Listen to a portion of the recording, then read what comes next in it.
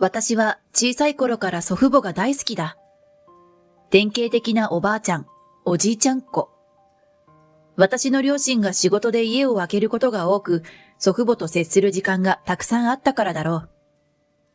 私の名前はひなこ、31歳。まもなく出産の予定。ちなみに臨月である。私は初めての出産に浮かれていたが、心配事がないわけではなかった。その心配の種は夫の修、32歳。この夫が最近トゲトゲしくなっているのをちょっとずつ感じていた。これがデジタル介護ってやつだよ。夫が祖父母の家で大声を上げる。この家に導入する Wi-Fi のセッティングを夫がやっているのだが、めんどくさそうに苛立っているのだ。そもそも、おじいちゃんとおばあちゃんは Wi-Fi なんて必要ないんだから。そう、私たち夫婦はたまに祖父母の家に遊びに来るのだが、いつも暇つぶしに見ている有料映画サイトがそこでは見れず、夫はいつもブーブー文句を垂れていた。そんな彼のために祖父母は身銭を切って Wi-Fi を入れてくれるのに、その設置作業にすらイチャモンをつけるのだ。ごめんなさい。ゴーグルとか、コルームとか、私たちよくわからないから。イラつく夫に祖母がオロオロしている。ゴーグルではなく、グーグル。コルームじゃなくて、クローム。そう言って夫は盛大に舌打ちした。イライラするのはわからなくもないけど、私は何とも言えない気分になる。どうにかこうにか設置作業は完了した。マジこれ、身体介護より立ちの悪いデジタル介護ってやつですからね。ジジババ向けのパソコン教室ってあるでしょ？そういうので他人から教えてもらってくださいよ。本当の介護でプロのヘルパーを頼むように。夫はそんな風に嫌味を言うと、無駄に疲れたわ。じゃあ俺、海に行ってくるから。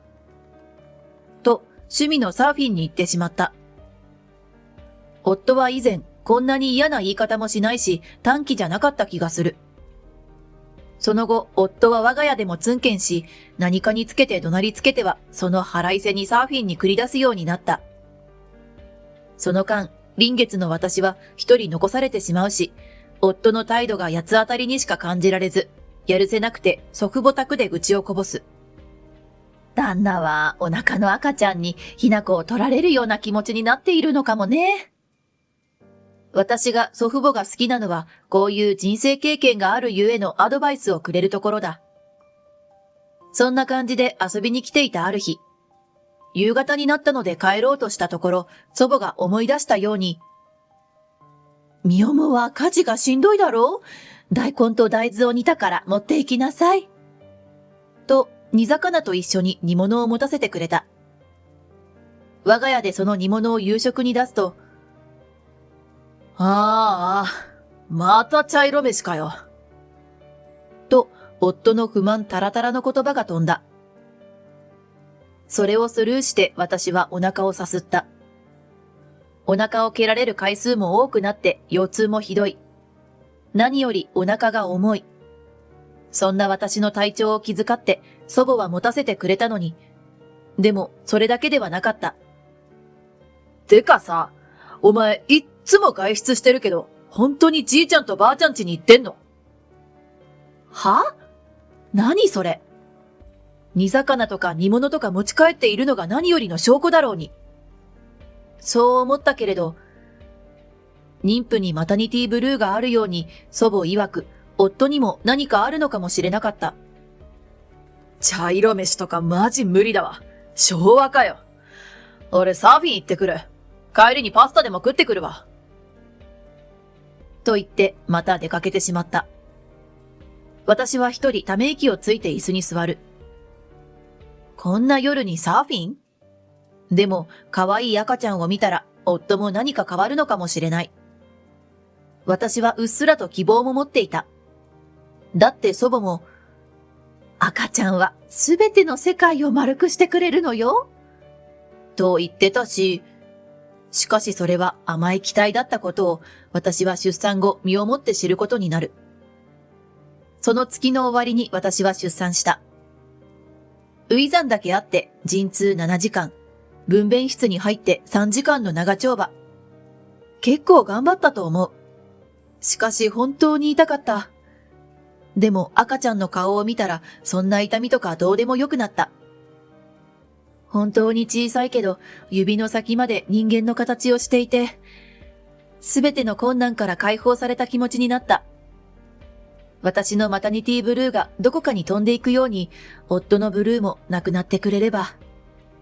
しかし、夫は私の入院中、一度も産院に赤ちゃんの顔を見に来なかった。それどころか、私が産院から戻ると、それ、本当に俺の子なの？ばあちゃん家に行くなんて言って、頻繁に家を空けていたお前のことだ。信じられない。とか言ってきた。そして玄関先で赤ちゃんを抱えたまま呆然とする私に、髪の毛出せよ。本当にお前の子か DNA 鑑定してもらうから。と冷たく言い放った。はぁ？何をいきなり。苦しんで赤ちゃんを産んで帰ってきたばかりなのに。こんな言いがかりってありなの？私はこれまで経験したことのない怒りが湧いてきた。これって私が浮気の疑いをかけられてるわけ？夫に疑われていることより、こんなに可愛い赤ちゃんを目の前にして、喜びのかけらも示さない夫。そんな彼に対する怒りが火山のマグマのように吹き上がってくるのを感じた。赤ちゃんを可愛いと思う気持ちが母性から来るものなら、その母性そのものを否定された気分になった。ひどいんだよ！次の日、我慢の限界を超えた私は、赤ちゃんの様子を見に来た祖父母に盛大に愚痴をこぼした。祖父は私をフォローするつもりなのか、やましいことがなけりゃ、その DNA 鑑定とやらを受けたらいいじゃないか。女は思い当たる節がなければ胸を張れるが、男は証拠がない以上信じられないこともある。客観的事実を共有することは大切だ。まあ、それで容疑が晴れたなら、旦那ではなく疑いそのものを恨んで、いいケーキでも買ってもらえ。と、男の立場から言ってくれ、少し気分が落ち着いた。そして私は DNA 鑑定のために自分の髪の毛を提出した。やましいことなんて何もない。これで円満に済むならいいか、と自分を納得させた。ところがその1週間後。おい、鑑定の結果、俺の子じゃないそうだ。どういうことだ？夫は鑑定結果が記された紙を私の目の前にバンと置いた。後藤委員で鑑定してもらった。私は愕然としてその紙を見た。確かに、夫の遺伝子の可能性はないことが証明されていた。これが証拠だ。不貞行為。わかってるな。夫は勝ち誇った顔で告げた。本当に身に覚えがないの。その結果が記された紙を持って、私は祖父母の家を訪ね、二人の胸で泣いた。しばらくの沈黙。ひなこ、お前は小さな頃から困った時は我が家に来てたよな。祖父は優しく話しかけた。大丈夫。後のことはわしに任せなさい。祖父はしわくちゃの、でも大きな手で私の肩をポンポンと叩き、そして赤ちゃんの頭を撫でた。まだ閉じていない頭蓋骨がペコペコとした。小さい時から祖父は大丈夫といつも言ってくれた。そして今日も。私はボロボロと大粒の涙を流した。ありがとう、おじいちゃん。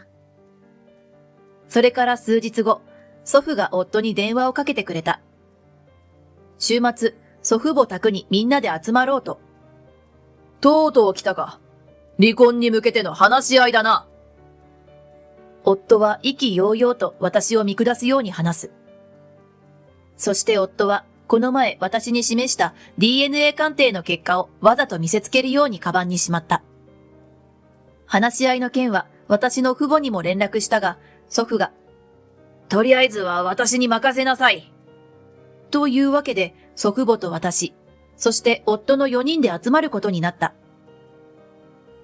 祖父母宅のリビングに全員集合すると、夫が口火を切った。これが動かぬ証拠です。夫は全員に1枚ずつ DNA 鑑定結果のコピーを配った。やはり夫との血縁関係はないとの記述がある。その紙を見ながら祖父が、ここに書いてある通り、後藤委員の鑑定だな。と確認する。そうですよ。ここに書いてあるでしょ？夫は自信満々だ。そして証拠を揃えた刑事のごとく。逃げ場なんてないからな。この証拠がある限り、身に覚えがないとか言わせないぜ。さも容疑者を追い詰めるような調子でふんぞり返った。その時、祖父が、ふははははっと不気味に笑った。そして夫が用意した鑑定結果のコピーの上に似たような紙を置いた。これは DNA 鑑定結果を記入した後藤委員の本物の用紙だ。誰の鑑定？夫が腑に落ちない様子で祖父に尋ねた。ばあさんと娘、つまりひな子の母との関係を試しに鑑定したんじゃ。どうして？私はわけがわからず目を白黒させた。よく見ろ、ひな子。祖父がにやりと笑う。この DNA 鑑定書と奴の持ってきた鑑定書を比べてみろ。あ、形式が、用紙のスタイルが全く違う。反射的に夫を見ると彼の額に玉のような汗が浮いていた。祖父は種明かしを始めた。奴に Wi-Fi のセッティングをやってもらったとき、ジジババ向けのパソコン教室で教えてもらってくださいよと嫌味を言われた。それが悔しくて、わしは教室に通うことにして、そこで後藤委員の先生と知り合ったんだ。なんと、鑑定官の先生とお知り合いとは。真実は小説よりきなり、ってか？で、ひな子が持ってきた鑑定結果を見たとき、どうして赤ちゃんを産んだ綾野産婦人科ではなく、後藤委員で鑑定したのか不思議でならなかった。産婦人科なら、ひな子の唾液で検査するから、間違いはないだろうと踏んだ。祖父がここまで話すと、夫の目がもう宙を泳いでいる。そこで、後藤委員の先生に聞いたら、お宅のお孫さんの検査は受けていないと言うじゃないか。それから先生といろいろ話した。それでその紙を見せたら、明らかにうちの書式ではないと。うちの正式な書類を見せれば、嘘が明らかになるはずと提案されたんだよ。そんな。夫は震え始めた。これは、私文書偽造だ。後藤委員の先生、ものすごく怒っておったから、それ相当の責任追及があると思っておいた方がいいぞ。すみません。夫はとうとう涙目になった。軽率でした。まさかバレるなんて。まさかってなんだ。そういうことなら余計許すわけにいかん。祖父は鋭い口調で一喝した。お願いします。お願いします。夫は許しを請うべく手を合わせて机に頭をこすりつけた。お前を許すつもりはない。わしのメイドの土産話にしたいから、どうやって嘘を暴いたか教えてやろう。刑事と容疑者の立場が逆転した。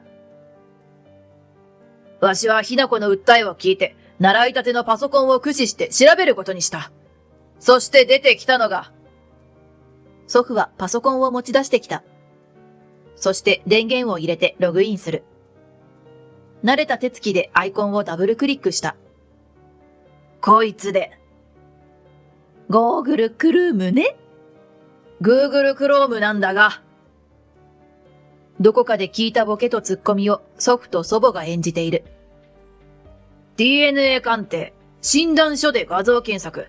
すると、なんと、一番最初に出てきた画像が、夫が最初私に見せた書類と体裁が一緒だったのだ。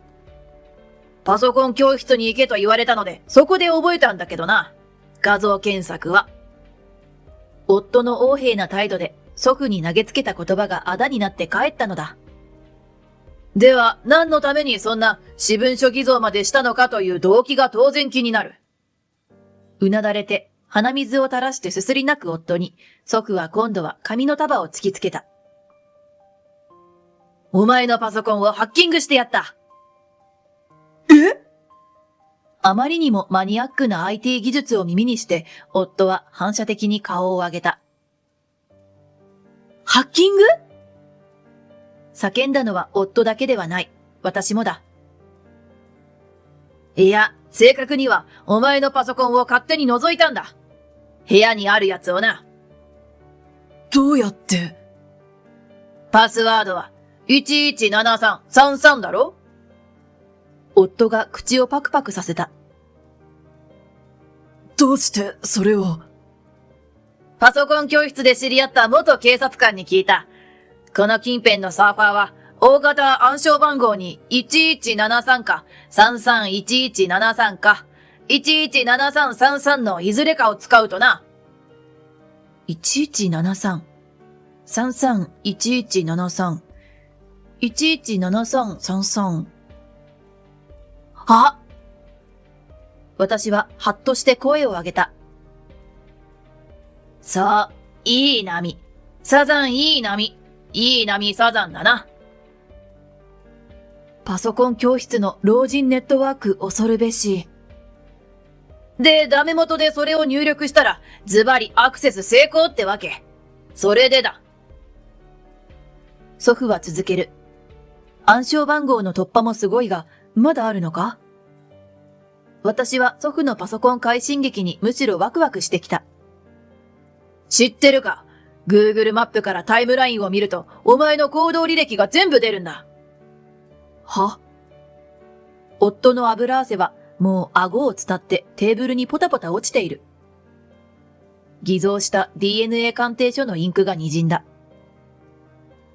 それで調べた。ちなみにこれは教室で教わっていない。俺が可愛い孫を守るために検索しまくって見つけたやり方だ。ひなこが愚痴をこぼしに来た日、お前がサーフィンに行った日を全部検索した。驚いたよ。行き先はすべて怪しげなホテルだったな。これがその証拠を印刷した紙だ。祖父は紙の束をテーブルにドンと置いた。でも、これだけじゃ。これで十分じゃろ。まだやるか？いや、もう。ちなみに、まだと言うなら。祖父は夫を無視し、今度はタブレットを持ってきた。お前のパソコンに保存していたデータを全部拝借してきた。LINE をパソコンで見れるようにしていたのがあだになったな。みーちゃんって女とイチャイチャしよって、全部このタブレットにそのデータを収めさせてもらったぞ。祖父が開いたタブレットの画面に、ホテルラグーン、よかったね、だの、早く本当の夫婦になりたいね、だの、浮気の証拠がドバドバ映し出された。ちなみにみーちゃんのアイコンは写真じゃな。LINE で交換した写真もしっかり押さえたぞ。もう夫は何も言えなかった。わしにパソコン教室に行けと言ったのはお前じゃ。祖父がとどめを刺す。ただでさえデリケートな臨月の妊婦をないがしろにして、男として最低な行為をしたと自覚しろ。わしの可愛いひ孫の父親になる資格などないと知れ。ひな子に浮気の冤罪をかぶせ、傷つけ。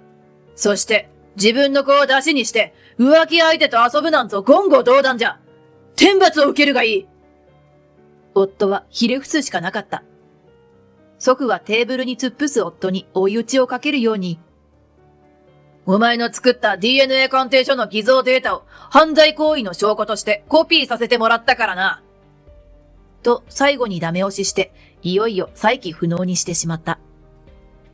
こうして、まあ当然だけど、私は出産後すぐに夫と離婚することになってしまった。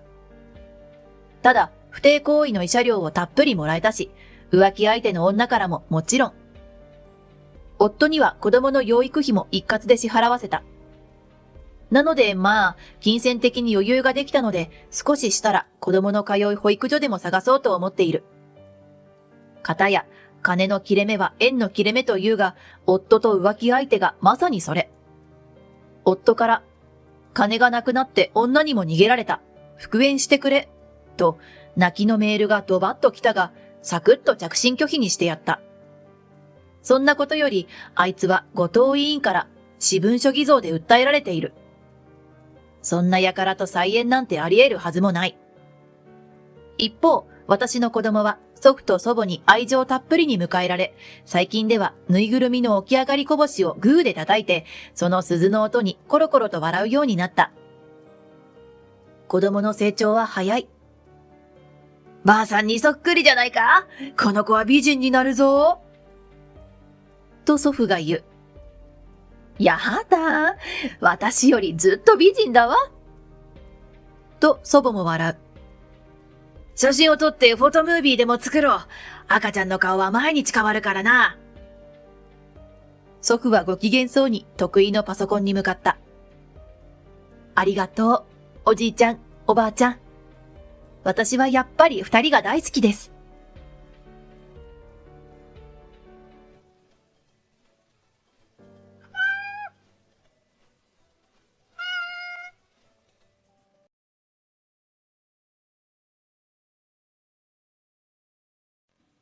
私は斉藤彩音。今年30になる OL だ。地元企業に勤めているため、実家から出たことはまだない。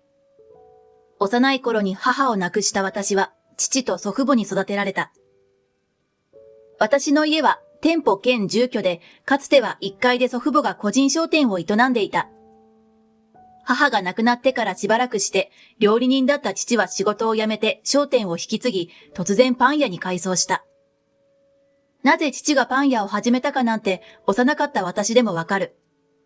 私に行ってらっしゃいとお帰りを言うためだ。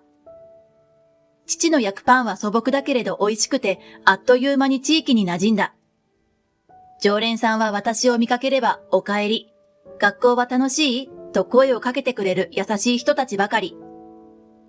母がいなくなってしまったことはもちろん寂しくて眠れない日もあった。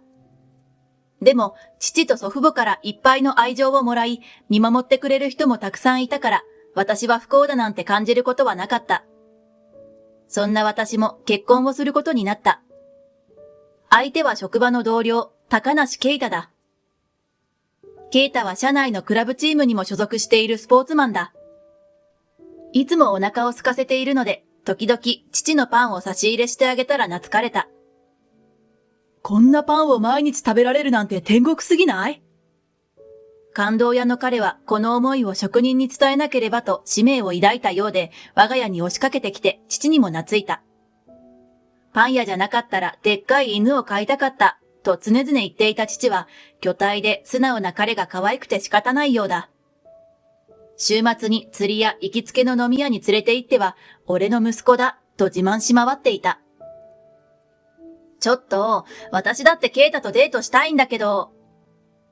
いいや、今日はケイタ君にうまいイカを食わせてやるって決めたんだ。やめて、俺のために争わないで。週末にそんな茶番を繰り広げては、三人で本物の家族のようにじゃれ合っていた。だから、ケイタがプロポーズをしてくれた時は本当に嬉しかった。ただ、そんな私たちにも一つだけ問題があった。結婚式まで半年。籍を入れたら私は一人暮らししているケイタの部屋に引っ越すことになっていた。そのため、休日はケイタの部屋を片付けて自分のスペースを確保したり、クラブチームの練習や大会で忙しい彼のために料理をしたりして過ごしていた。プレ新婚生活、なんて甘い気分の私に水を差すように、この部屋を訪れる人物がもう一人。ケイタの母だ。ちょっとパン臭いんだけど、ちゃんとお風呂入ってるの？インターフォンも鳴らさず、合鍵でずかずか入ってきた義母の第一声がこれ。すみません。うちはお風呂まで焼きたてパンの香りでいっぱいなんで。はっ！そもそもあなたのところのパンは貧乏臭いのよ。食材にこだわったり、流行りを取り入れたりするようにお父様に進言したらどう？あんこの小豆はちゃんと丹波から取り寄せてるの？有機栽培の果物を使ってる？あんこは近所の和菓子屋さんから買ってます。果物は近所の八百屋さんです。そういう人任せなのが良くないのよ。経営が成り立たなくなっても、うちに泣きついてこないでちょうだいね。はーい。無知でプライドだけは高い義母の説教を適当に相槌を打ってスルーする。はじめはいちいち反論していたけれど、真に受けると疲れるだけなのでやめた。素直に受け止めたら受け止めたで、彼女は物足りないらしく、呆れるほど嫌味を投げつけてくる。もう、なんであの子はこんなパッとしない子を選んだのかしら。せっかく顔も頭もいいスポーツマンに育て上げたのに。そうですね。不思議ですね。同意していないであなたも精進しなさい。私はまだあなたを嫁として認めませんからね。はーい。ほんと、なんでこんな意地の悪い人からケイタが育ったのだろう。アンパンマンみたいにパンパンな顔。メロンパンをお腹に蓄えてるのかしら。ちぎりパンみたいな腕ね。そんな幼稚な言葉を使って顔を合わせるたびにいびりをしてくる義母。私だけでなくパンに対しても失礼な気がする。父のパンを食べてみたいと言うから持っていけば一口食べただけで放置。有名なホテルで買ってきた1個500円するデニッシュをこれ見よがしに食べてみせてくる。ケイタの父もまた人間性はほぼ同じだ。義父は県内に数カ所営業所を構える会社に勤めている。数年前に新たな開拓地としてこの地域が選ばれ、営業所の所長として義父が抜擢されたそうだ。成功するためにせっせと営業活動をして、地域の権力者とも交流があるくらい顔が広くなったことは純粋にすごいと思う。でも、それを鼻にかけて、小さなパン屋の家を見下してくる態度は夫婦そっくり。二人のぶしつけな態度に耐えることができないわけではないけれど、ストレスは少しずつ溜まっていく。ケイタはそんな両親に嫌気がさして、通勤できる距離に実家があるにもかかわらず一人暮らしをしている。義両親からの嫌味攻撃にも最大限盾になってはくれるけれど、彼のいない場所ではどうしようもない。正直、ケイタの両親でなかったら知り合いになりたくはないし、相入れない人たちだ。そんなある日、義父から二人で義実家に来いと呼び出された。結婚式の招待客リストだ。ついて早々、義父が乱暴に名簿を押し付けてくる。そこには50人ほどの名前がずらりと並んでいた。誰だよ。親戚以外俺の知らない人ばかりじゃないか。素晴らしいだろう。仕事の得意先の人たちがぜひ参列したいと申し出てくれたんだ。目をつり上げるケイタに対し、義父は鼻高々だ。なんで親父の関係者をこんなに呼ぶ必要があるんだ。第一、俺たちは120人規模の会場しか借りていないから無理だよ。新婦側を減らせばいいだろう。はぁ？そもそも新郎側の席が多くないと示しがつかないだろう。長男の結婚式は家の権力を見せつけて地位を上げる場でもあるんだ。そんな話聞いたことない。義父を睨みつけるケイタをたしなめるように義母が口を挟む。いいえ、これは昔からの伝統よ。あなたは我が家の長男だから挨拶が必要な人がたくさんいるの。父子家庭の自営業で育った綾音さんと違ってね。そんな言い方。怒りに震えるケイタの隣で、私は冷めた目で彼らを見つめる。こんな最低な親にはなりたくないものね。私はなんとなく義父の作った名簿に目を通す。そしてケイタの腕を引いた。いいの、ケイタさん。お父様、お母様、わかりました。新郎側はケイタさんのお友達の席も含めて70席用意します。私たちの会社の仲間の席が10席、新婦席が40席。それでよろしいですか？あやね？なんだ、意外とわきまえているじゃないか。当日も身分の違いを忘れるな。はい。素直に返事をする私に何か言いたげなケイタを引っ張って義実家を後にした。ごめん、あやね。本当に祝福してくれる人だけを集めて挙式するって約束したのに。帰りの車の中でケイタが悔しそうにうなだれる。いいの。どんな形でも一番祝福してくれないお母様たちは必ず参列するのだから。それに招待客リストを見たら悪いことばかりじゃなさそうよ。え？そう。招待客の中には見知った名前がいくつかあったのだ。地域密着型パン屋の娘の底力を見せてやるわ。あれだけ人を見下しておいて、おとなしく従う嫁なわけないじゃない。返り討ちにしちゃうんだから。ケイタとの結婚を楽しみにしてくれている父が悲しむと思って、どんないびりをされても我慢してきた。でも、間違っていたらしい。あの人たちのプライドと意地の悪さは底知れない。戦わなければ一生奴隷扱いだ。メラメラと闘志を燃やす私を見て、ケイタはあっけに取られている。そして、それでこそあやねだと笑ってくれた。あやね、俺からも提案をしていいか？何？籍を入れるのは披露宴後がいい。え？予想外の内容に少し戸惑う。でも彼の目は真剣そのものだ。わかったわ。何を企んでいるのかはわからない。でも、これから一生を共にする彼を信じることに決めた。そして、高梨家と斉藤家の結婚式当日がやってきた。バージンロードにフラワーシャワー。挙式は滞りなく終わり、披露宴を迎える。ヘアメイクだけ変えて、新郎と共に入場をすると、あやねあやねちゃんかわいいよ、パン屋の看板娘。歓声や悪気のないヤジが会場全体から湧き上がった。新婦側だけでなく新郎側からも。唖然とするギフと、忌まわしげな義母の顔が高砂席からでもよく見えて思わずほくそ笑む。義父の自慢の人脈には地主やこの地域に長く根付いた権力者たちが多くいた。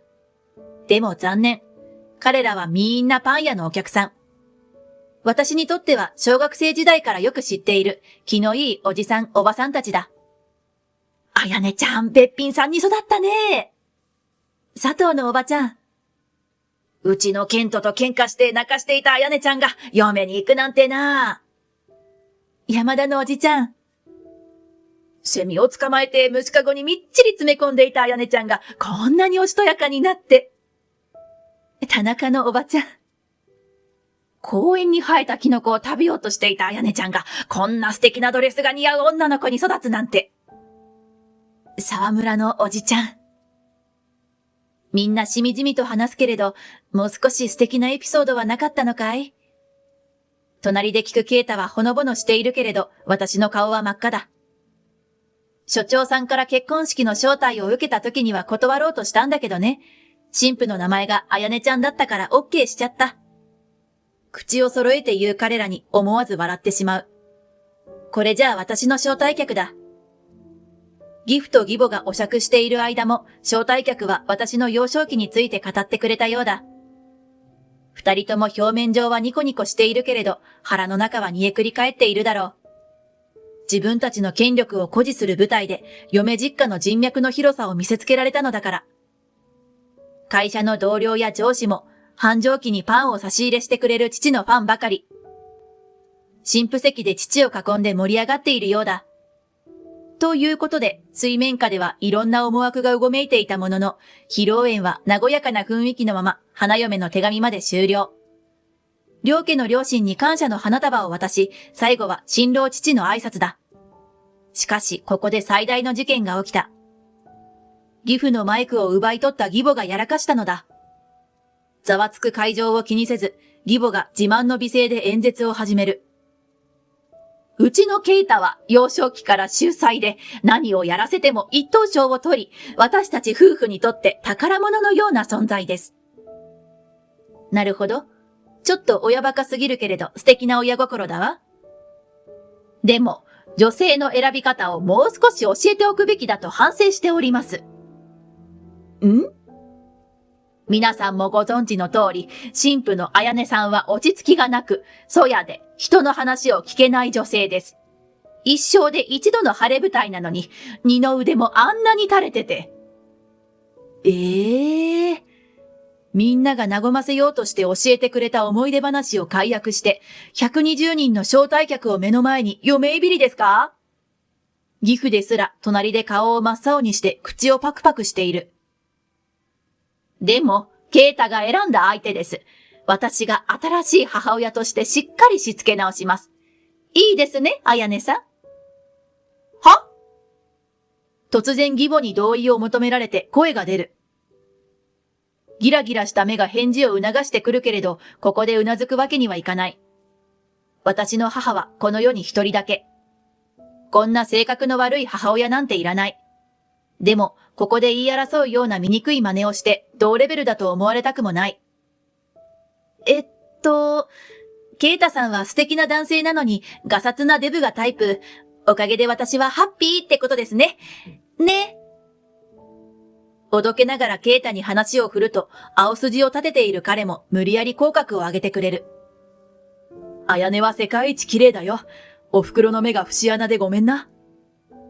ケイタ、あんたはこの女に騙されてるのよ。義母、空気を読め。その時、私の隣から低く荒げた声が響いた。言いたいことはそれだけか。父が見たことない顔で義母を睨みつける。女親がいなかった娘には確かに女らしさが欠けているかもしれない。それでも周囲を思いやる優しい子に育ってくれました。そんな娘を侮辱するなら許しません。ただのパン屋に何ができるのよ。お父さんのパンは人のお腹と心を満たしてくれるよ。他人を見下すことしかできないお袋と違ってな。え？ケイタに凄まれ義母が固まる。彼はその手からマイクを奪い取り、一呼吸置いた後、恐ろしいほど完璧な笑顔を作って招待客の方を向いた。皆様、本日はお忙しい中、私たちの新しい門出にお立ち会いいただきありがとうございます。それにもかかわらず、お見苦しい場面をお見せして大変申し訳ございません。私は明るくて元気いっぱいで、人に愛されるあやねさんを妻に迎えることができ、心から幸せです。でも、皆さんは不安でいっぱいでしょう。だって、あやねさんの義理の両親がこんな最低な人間ですから。そうだそうだ。新郎友人席からヤジが飛ぶ。義両親は目をガン開きにしてそちらを見た。でも、ご安心ください。私は今日限りで高梨を辞め、斉藤家に婿入りをします。ケイタ。これには会場中がどよめいた。初耳だった私も口がパッカリ開いてしまう。ケイタが席を入れるのを後回しにしていたのはこのためだったのか。そんなこと許すわけないだろう。そうよ。あなたたちの了承なんて必要ないですから。ケイタが義両親をバッサリと切り捨てる。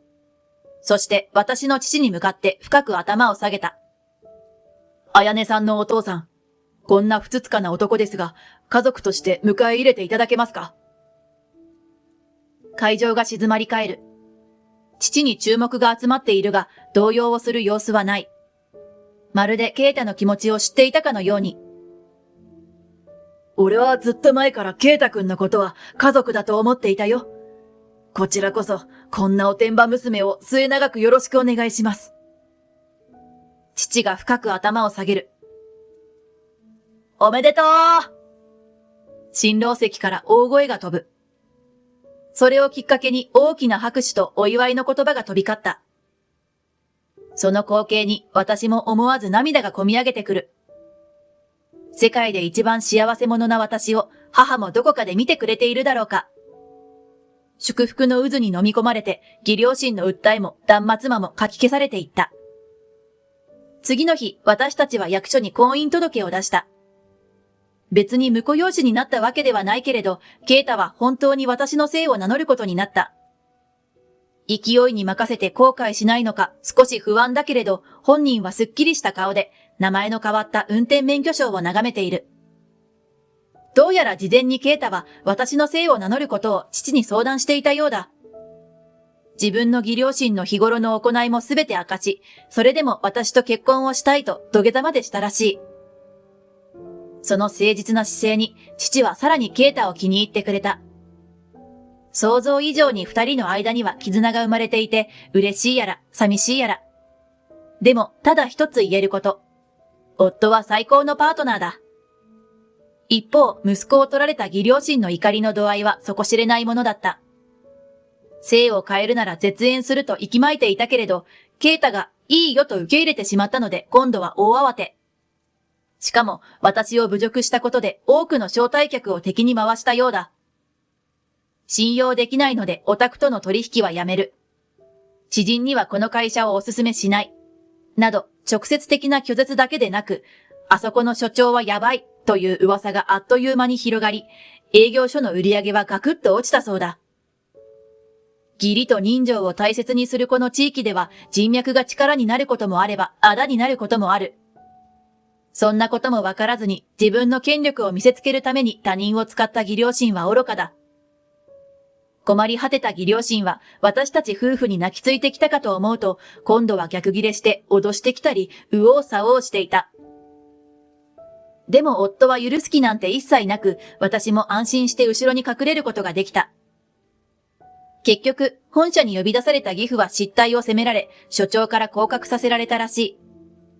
自分よりも年下の部下たちに見下され、屈辱に震えながら仕事をしているようだ。大事な息子を大嫌いな嫁に取られ、義父も地位を失い、義母も失意のどん底だ。しかも、結婚式に呼んでいた自分の親戚には腫れ物扱いされ、ケイタの友人たちから、その母親たちに失態を暴露されてドン引きされ、居場所を失ってしまったらしい。実はケイタには妹が一人いた。その妹も今回の騒動に呆れ、彼氏の家から帰ってこないようだ。彼らの自慢できるものは全部消えてしまって、残ったのは最悪の空気の家のみ。自業自得すぎる転落劇に、夫も私も苦笑いだ。そして5年後。お父さん、ロールパン焼き上がりました。次はこっちを手伝ってくれ。はい。小さな工房の中で男2人がせわしなく動き回っている。週末になると夫は父の下でパン作りを学ぶようになった。本当は今すぐにでもパン職人になりたいようだけど、会社でも主戦力として活躍しているので、もう少しサラリーマンを頑張ってみるそうだ。私は妊娠とともに会社を辞め、現在は2人の子供たちの面倒を見ながら、父のパンをネット販売している。お父さんの美味しいパンが捨てられてしまうのはもったいないと、夫がネット販売を立ち上げてくれたのだ。素朴でシンプルな父のパンは冷凍販売しやすく、売り上げもなかなか好調だ。実家の居間では、夫と父が焼いたパンを子供たちが笑顔で頬張っている。こんな穏やかな日々が私にとって世界で一番の宝物だ。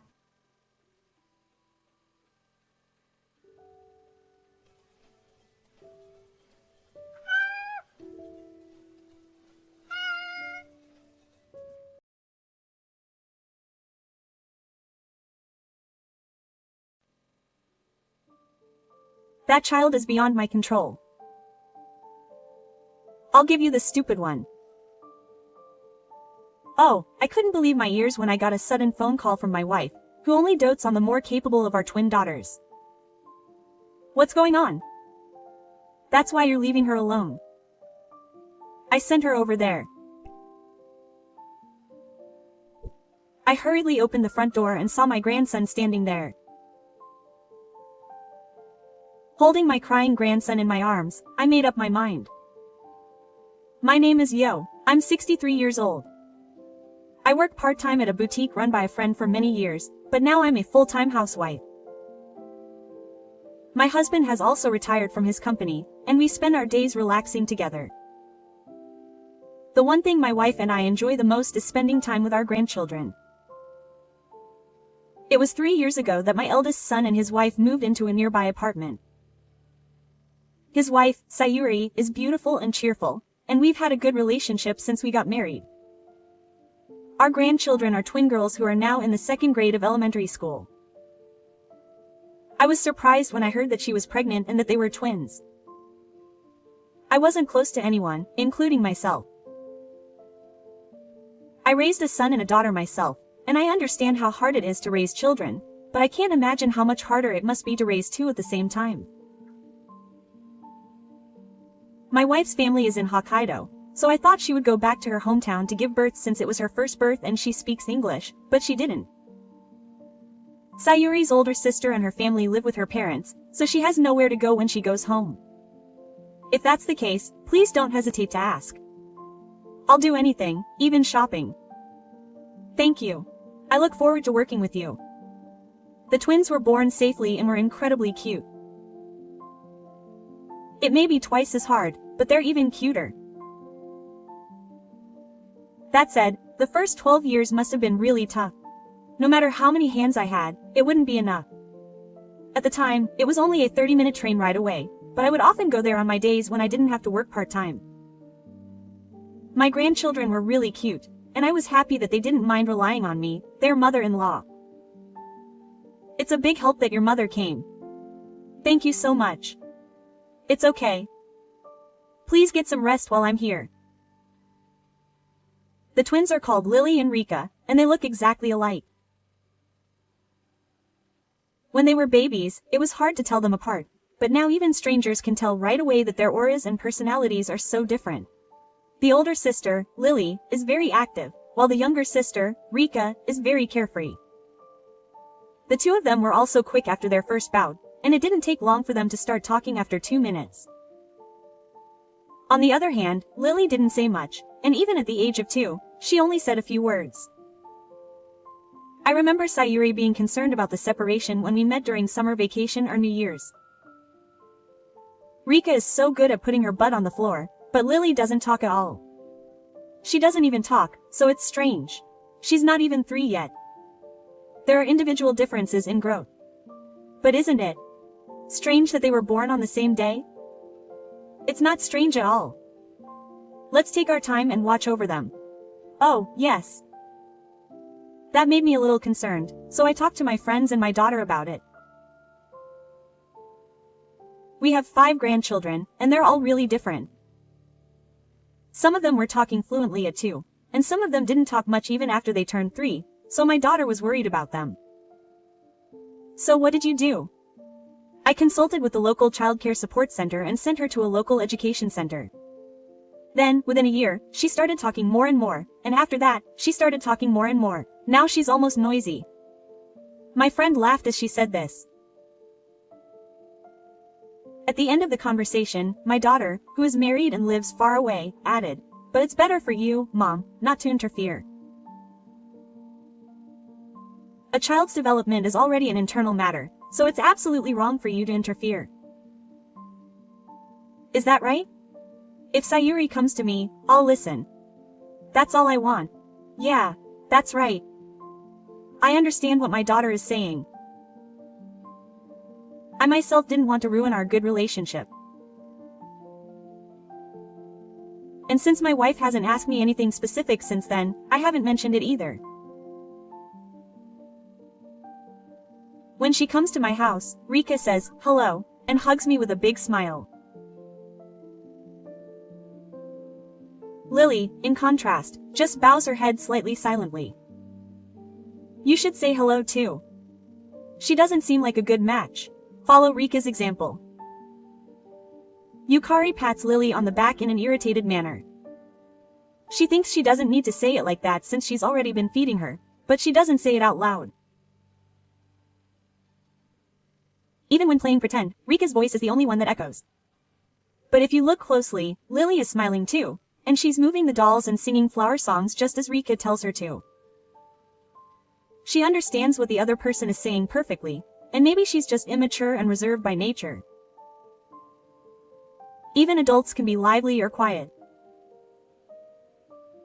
After that, my wife must have realized this, because she stopped talking about development at all. She seemed to dote on the bright and sociable Rika, but 3 years ago, our son and his wife moved into an apartment building nearby. By this time, Lily had become able to hold conversations without any problems, but she still didn't talk much, and I thought that was just a difference. Rika is always smiling and cheerful, while Lily is reserved and goes at her own pace. The two get along very well, and they're both equally cute, but my wife seems to have a different way of interacting with the twins. I noticed this when we became neighbors and started seeing each other more often. It escalated, and she started leaving Lily at home more often. I'm sorry, Mom. Today is Rika's gymnastics day, so please take care of Lily. It's okay, but isn't Lily taking gymnastics lessons? At first, we enrolled both of them. But Lily didn't improve at all, and while everyone else seemed to be having fun, she was the only one who wasn't laughing, so I made her quit. I couldn't keep quiet about that. Well, did you ask Lily how she felt? Yes, Lily doesn't want to do gymnastics. Lily nodded silently at my cold words. I couldn't tell if that was her true feelings. Then one day, Rika said she was going to cram school. She's in the 2nd grade and already goes to cram school? Only Rika, Mom.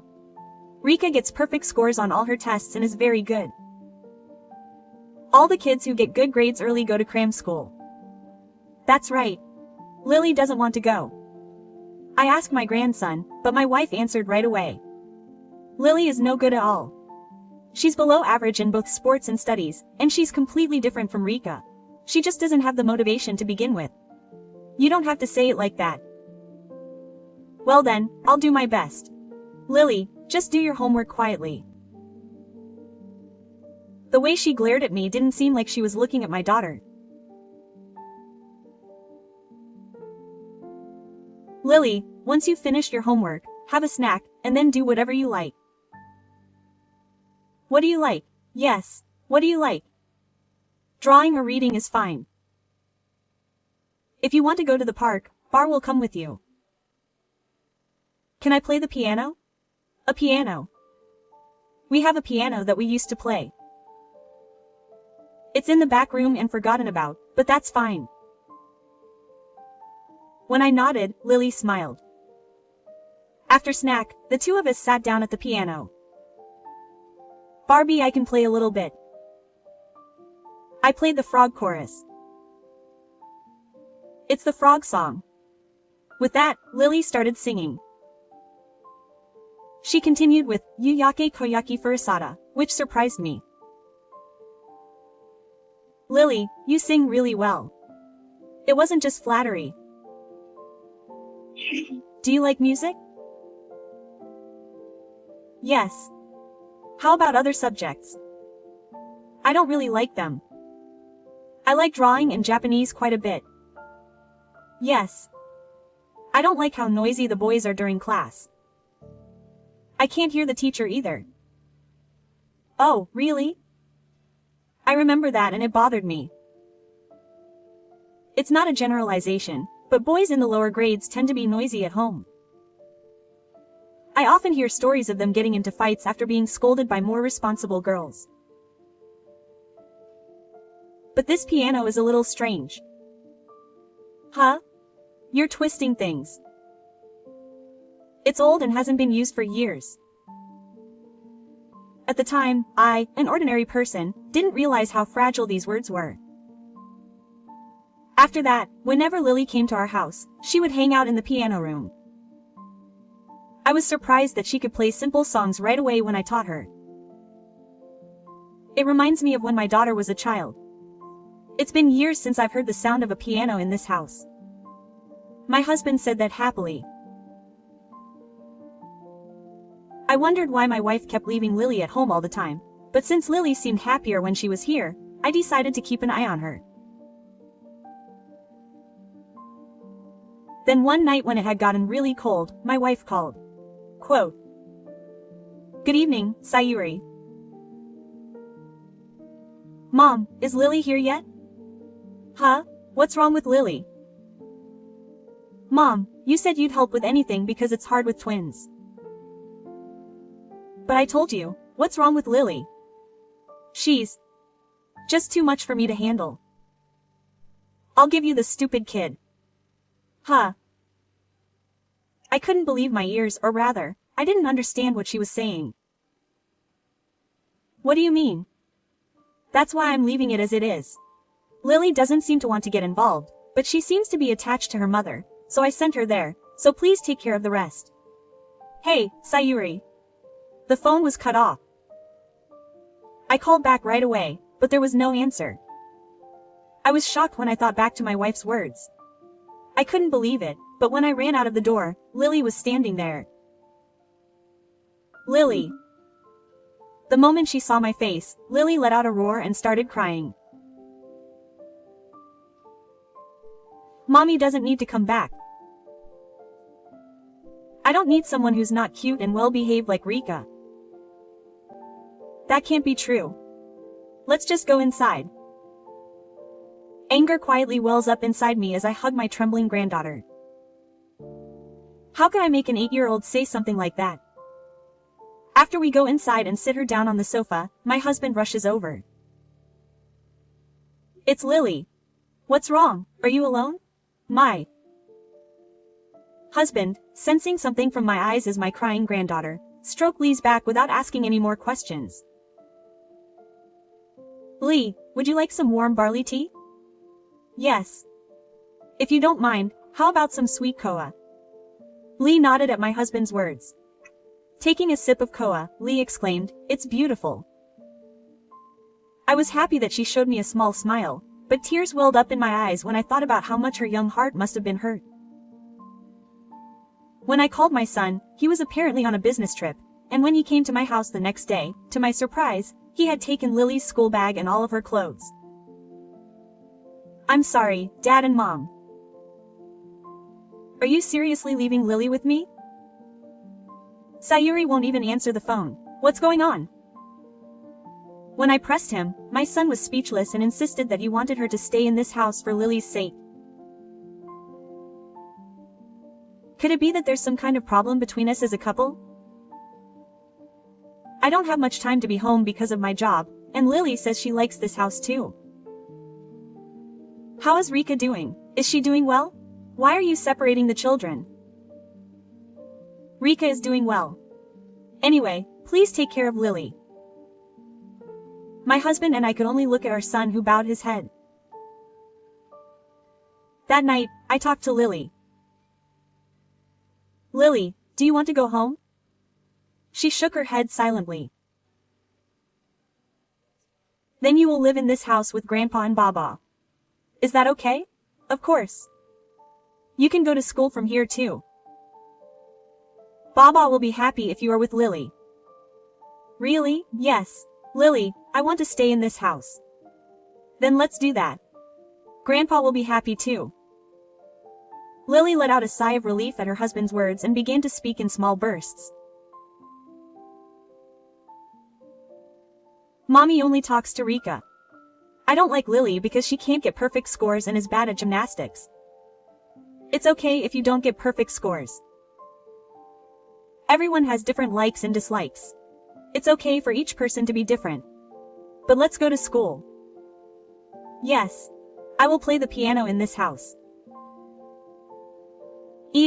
But won't you miss seeing Rika? I will, but I will see her at school. That's right. After thinking about various things, I made up my mind. I can't be a mother to this child to the best of my ability, but I can shower her with love. Every morning I would see Lily off with a smile, make her plenty of food to eat, and hug her when she came home and say, "Welcome home." I had her take piano lessons, and on the weekends my husband would take her for walks and fishing. After 2 months of living with us, Lily started to smile and gradually started telling me about what happened at school. The twins weren't allowed to be in the same class, but I was relieved to see that she and Rico were still on good terms. 5 years passed, and both Lily and Rico were now in junior high school. One weekend, while we were eating snacks, the intercom rang, and before we could even get to the door, my wife rushed in. Lily, are you here? Isn't that amazing? She came in without permission and said that excitedly. Without even saying hello. My wife looked down guiltily at her husband's words. Oh, excuse me. It's been a long time, Sayuri. It's been a while, hasn't it? Isn't that amazing? She won the piano division of the Japan music competition. The judges praised the junior high school student. We avoided each other's gazes. As expected of a mother's child.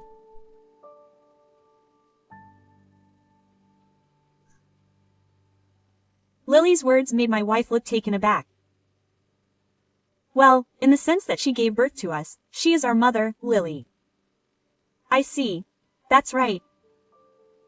W, what are you talking about? Rika, why are you here too? Did you just realize it? I come to this house all the time.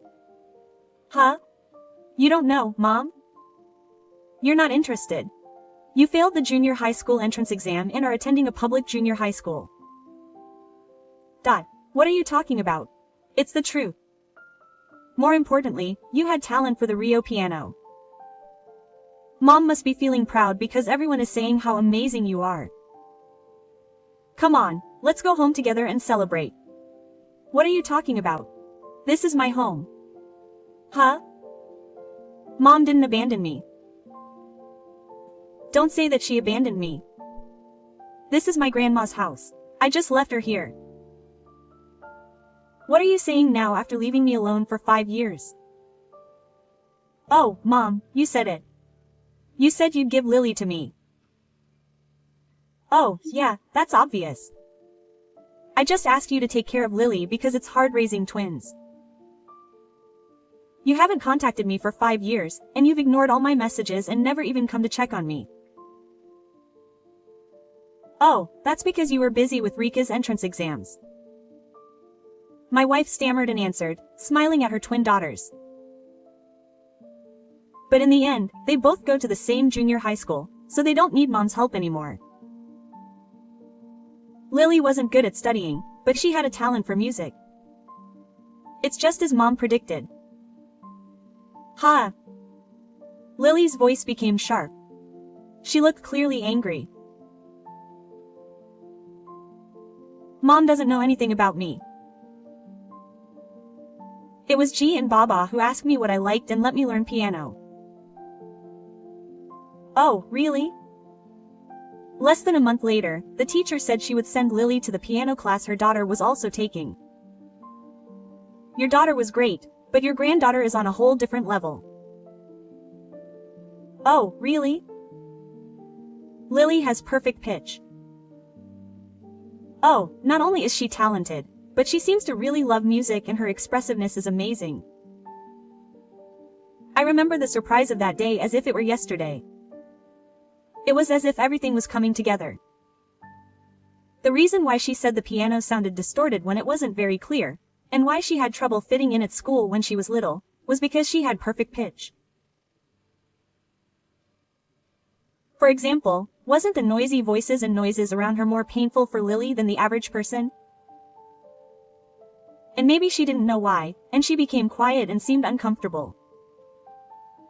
When I told her that, it seemed to be true, and Lily herself seemed to understand.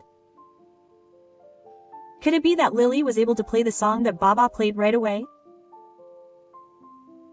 Yes. Oh, that's amazing. You were too considerate of Baba to tell her. I'm sorry. That's not it. It was fun for me to sing when Baba played. And I like Baba's warm sound. I gently hugged my granddaughter as she said that. My husband narrowed his eyes and told Lily that she could do whatever she wanted to do. From then on, Lily worked hard and achieved excellent results in this competition. Lily said to her mother, who had never tried to know or acknowledge her daughter, quote, "Hey, what are you doing here now?" Lily's sober words made her wife turn pale. So you're aiming to become a pianist, aren't you? Mom will support you. I'm looking forward to your future, quote. She spoke in a soothing voice, but Lily didn't respond. Suddenly, Rika burst out laughing. Mom, this time you're going to leave me and go with Lily. She's going to make a lot of money, isn't she? She's going to curry favor with Lily, who doesn't know anything, and make her ally. Quote. Huh? For some reason, my wife looked shocked. I was confused, not understanding what Rika meant. You're cheating on me, aren't you? Everyone except Rika spoke up. W, what are you talking about? I'm not cheating on you. You're never home. You said you started working part-time. Yeah, you said you worked 3 days a week, but in reality, you only work once a week. Ah. I went to her part-time job and showed her my daughter's student book, and she told me her shifts. Why would you do that? I'm already a middle school student. I thought you wouldn't notice. The person you're with now is my cram school teacher. Seriously, you're the worst. Rika, since when did you do that? My wife is pale now. I've known for a long time. By the way, I failed the entrance exam on purpose. Hey, Mom said that if I tried hard, Lily would come back. I believed that until I was in the 4th grade. That's why I tried hard. But when I got to the upper grades and was able to come to this house by myself, I realized that Mom was lying. And that she was cheating on me too. What are you lying about? I came to this house saying I was doing club activities or hanging out with friends. Being here helped me forget about the bad things. You should have told me, Rika. Rika shook her head at my words. Dad told me. He said I shouldn't hurt Grandma and Grandpa until Dad gets things right. Huh? What do you mean? A figure stood behind my wife as she wandered around. So I guess I knew for a long time too. It wouldn't be strange for you to come to my parents' house. My daughters are here too. I was surprised when my son suddenly appeared. I wondered if Rika called me when I saw her waving her phone and winking at me. I'm sorry for making both Lily and Rika suffer for so long. I finally have all the evidence. Evidence of infidelity. It was hard to accumulate evidence over the years, especially with work, but I had to do it until you couldn't confess. My wife is opening and closing her mouth like a pawn. I consulted a lawyer friend and he said that if I did this, I would definitely get a serious confession. Don't say such things. It's because you're working and leaving the care of the twins on me. What's wrong with taking a break? My wife shouted in anger. I couldn't stop myself from saying things like, I'm just trying to survive. It's true that I left the housework to her, and I'm also at fault. But that's no excuse for kicking Lily out or cheating on her. Shut up. It can't be helped since she's popular. It's not because I'm pretty that these cute twins were born. What are you talking about? I'm leaving. I thought it was strange for my wife to abandon Lily as a parent, but I never imagined she'd go as far as to make them unrequited. Hey, Lily, let's market her as a beautiful pianist. If we get Rika involved too, and they become beautiful twins, the media won't leave her alone. Mom, I'm good at that kind of thing, so leave it to me. Stop it. It was my husband who did it all at once. The wife couldn't help but step back at the genuine anger of her husband, who had never been angry before. He said he came to pick her up because she had become a little famous after hurting young Lily's feelings so much. What do you think of your child? Even Rika, that's right. Tired of lying, separated from her twin sister, and now accused of having an affair with her mother. How much pain that must have caused. At that moment, Lily stood up. Thanks, Barba. I'm fine now. Hey, Lily, isn't that right? Come on, with Mom. I've become stronger thanks to the two of you. You acknowledge me, and watch over me. Whenever I'm in this house, my heart is always warm. I think this is what family is. Lily, and I have Rika too. I can say it without fear anymore. Huh? Rika stood up and stood next to Lily. Mom, get out of here. I will never forgive you for hurting my precious family. And I won't aim to be a pianist with Mom. Lily said it clearly with her straight eyes. Hey, Lily, Rika, your house is over here, right? Bring Lily here. I'm going to live here too. You can talk about the rest with Dad. Hey, Rika, if you're going to get in the way, I'll post about Mom and the teacher's affair on SNS, and it'll go viral in no time. No. Stop it. Hey, that's enough. Let's go. No, Rika, let's help mom and sell the beautiful mother and daughter. The daughter-in-law was pulled away by her son, excited. Bye-bye. The twin grandchildren looked at each other with such words, and their faces were refreshing. After that, of course, the divorce between my son and his wife was finalized. My son took the real deal and Sayuri was ordered to pay alimony. The instructor with whom she had an affair was also married, and his wife demanded alimony as well, and rumors quickly spread at the junior high school and cram school. They fled to a town where they were looked down upon wherever they went. My wife sought refuge at her parents' home in Hokkaido, but her parents, who knew nothing about it, were furious and called her a shameless person and kicked her out. Apparently, she is now working as a live-in maid on a large ranch, taking care of cows. Lily and Rika decided to continue living at our house.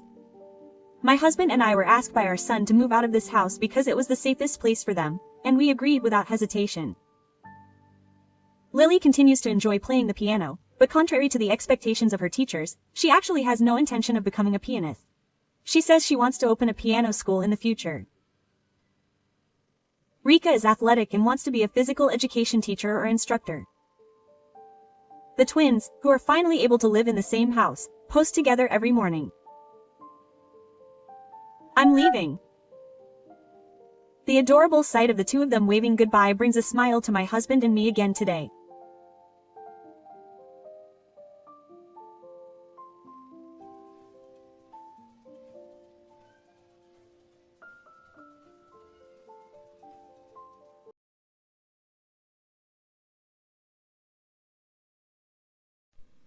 遺産にたかるハエ女め、俺の家から出て行け！呆れた。自分から親を見捨てて家を出て行ったのに、俺の家ですって。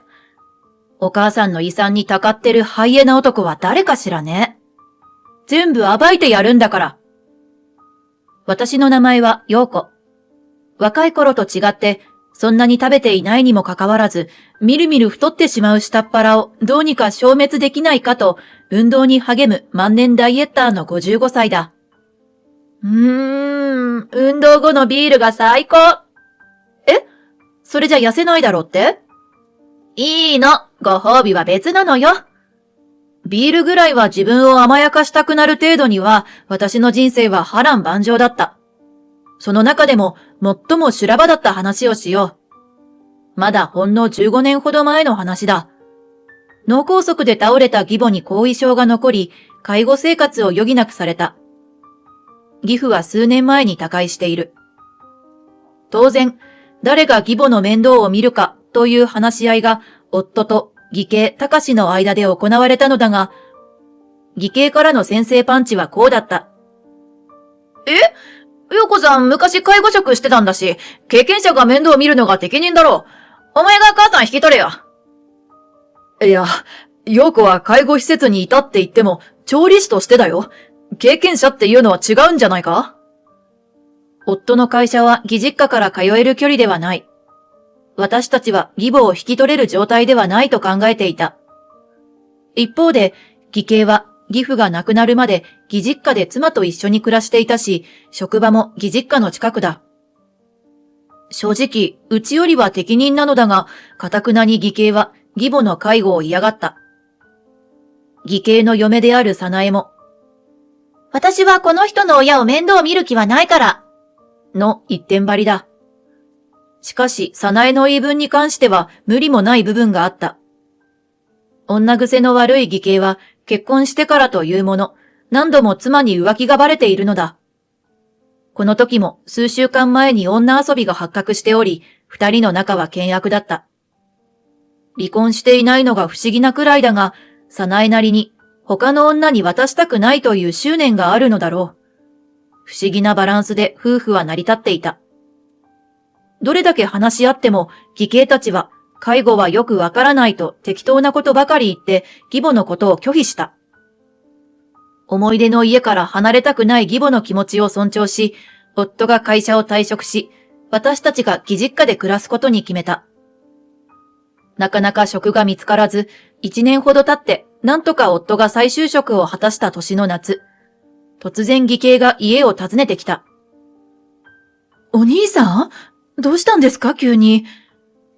玄関先で驚く私を義兄は押しのけて言う。俺、ここで暮らす。ついに早苗と離婚し、家を追い出されたのだった。大きな荷物を背負った義兄は、どうやら酔っているようで酒の匂いが漂っていた。困ります急に。と私が慌てると、つべこべ言わなくていいからと、急に声のトーンを落として凄む義兄。この家には今、ベッドの上でぼんやりしている義母と、腕っぷしに自信のない私しかいない。若い頃に何度も乱闘騒ぎなどを起こしていたような義兄に睨まれると体がすくんだ。今は義母と同居しているからこそ私たちの家だが、義兄にとっては実家でもある。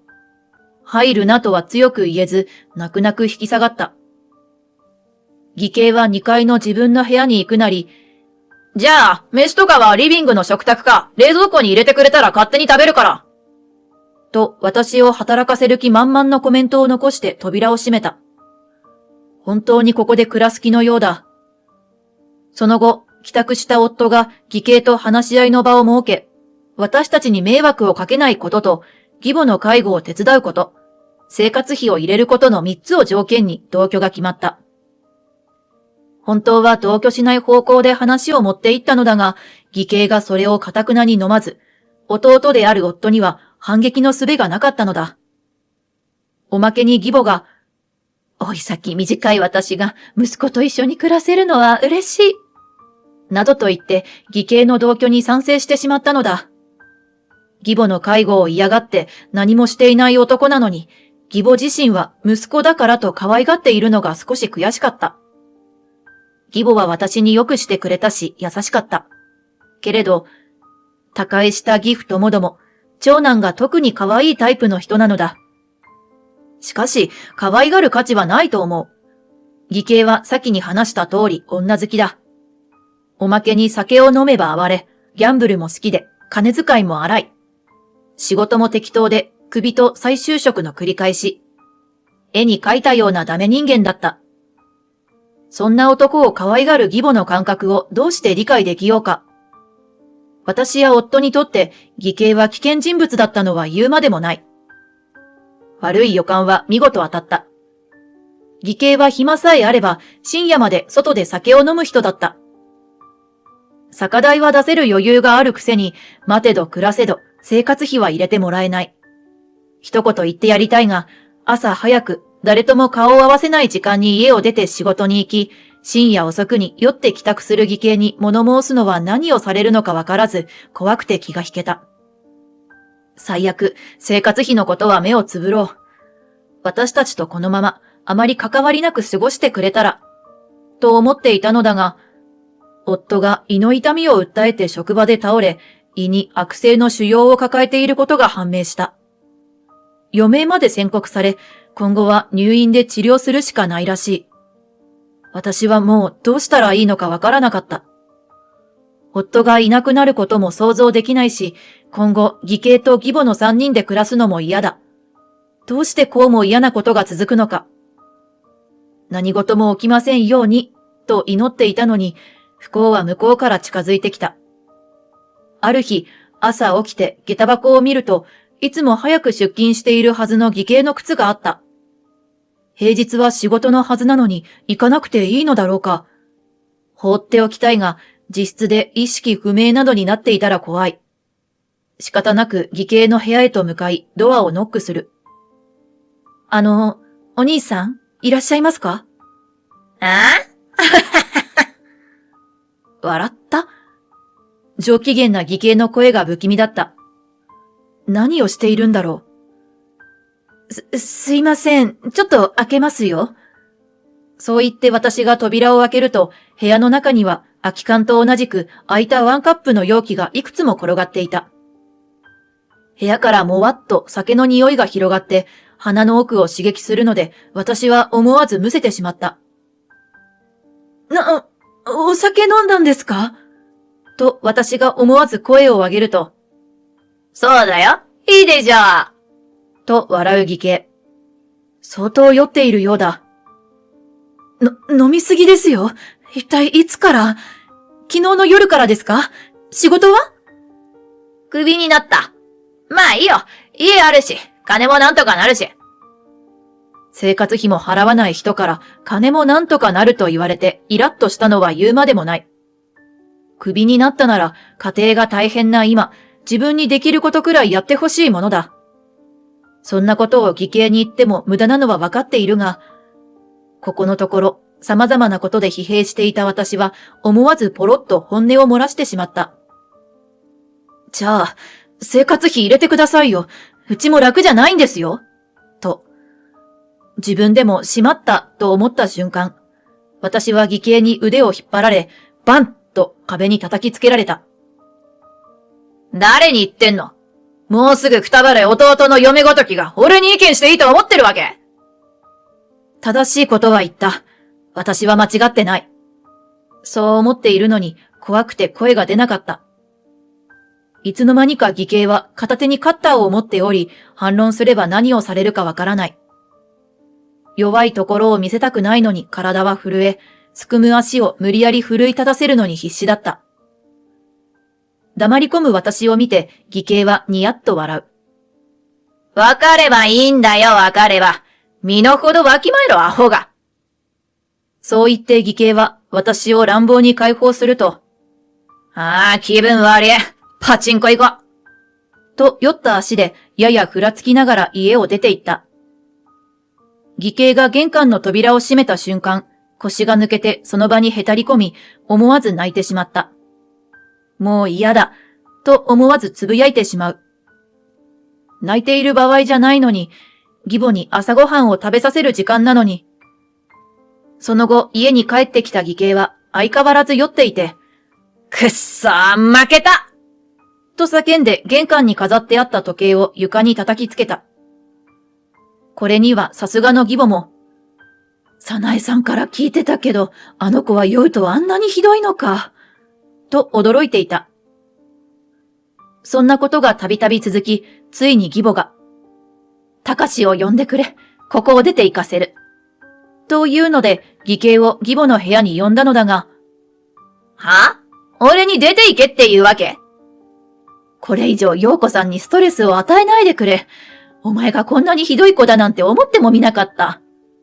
おいおい、自分の息子だろ？さすがに冷たいんじゃねえの？お前のことは可愛がってきたつもりだよ。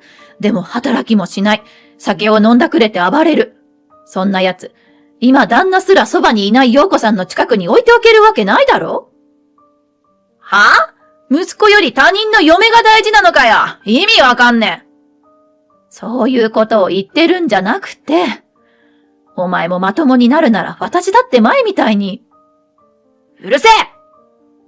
その瞬間、義兄が近くにあったリモコンを義母に投げつけた。慌ててかばった私の額にリモコンが直撃し、それを見た義母が青ざめ、即座に私を心配してくれた。ああ、なえたわ。もともとこんな汚いばあさんと暮らす気なんかなかったけどよ。離婚したついでに戻ってやったのに、その恩も忘れやがって。ふざけんなよ。絶対出ていかねえからな。義兄はドスドスとわざとらしく足音を立てて2階の自室に戻るとバンと扉を閉めた。あまりの恐怖に涙する義母と絶望感で義母に寄り添う余裕もない私。この家はとんでもない人間に牛耳られてしまった。と心から後悔した。これまで夫からは何度も兄貴は大丈夫かと心配されていた。だけど抗がん剤の副作用で私たちよりもっと苦しんでいる夫にこんな話はしたくない。そのため私は毎回何事もないよ。今まで通りだよ。と嘘をつき続けていた。だけど今回ばかりはもう嫌だ。私、家もお母さんも全部捨てて逃げてもいいと言いたかった。でも、お母さんを捨てるのは夫を不安にさせるし、私もできない。耐えるしかなかった。義兄は昼はパチンコ、その後明け方まで外で酒を飲むというのがルーティーンになったおかげで、あまり顔を合わさずに済んだ。そのすさんだ生活ぶりは目に余るものがあるが、余計な口を出してまた嫌な思いをしたくない。触らぬ神にたたりなし、と言わんばかりに私は義兄が視界に入らないかのような生活を続けた。ところが、ある日突然義兄が姿を消した。パチンコに行った後、翌朝になっても戻ってこないのだ。行方不明者として警察に相談するべきか？いや、いない方がいいかも。その矢先、家に借金取りが来た。義兄はパチンコ中、この人たちに追われて逃げ出したらしい。もちろん、行き先を知るはずはなく、借金取りの皆さんには丁重にお帰りいただいた。これだけで済むだろうか。気になって調べると、義母のクレジットカードを使い込んでいたことが発覚。すぐに私はカード会社に電話をかけた。義母から口頭でクレジットカード解約を伝えてもらった。もちろん、あいつが使い込んだ分は支払わないとならない。義母は、私はいいように使われて見捨てられたのね。と涙を流していた。それから半年もしないうちに夫が余命通りに他界した。二人の息子を失ったストレスも原因だったのか、義母も他界してしまった。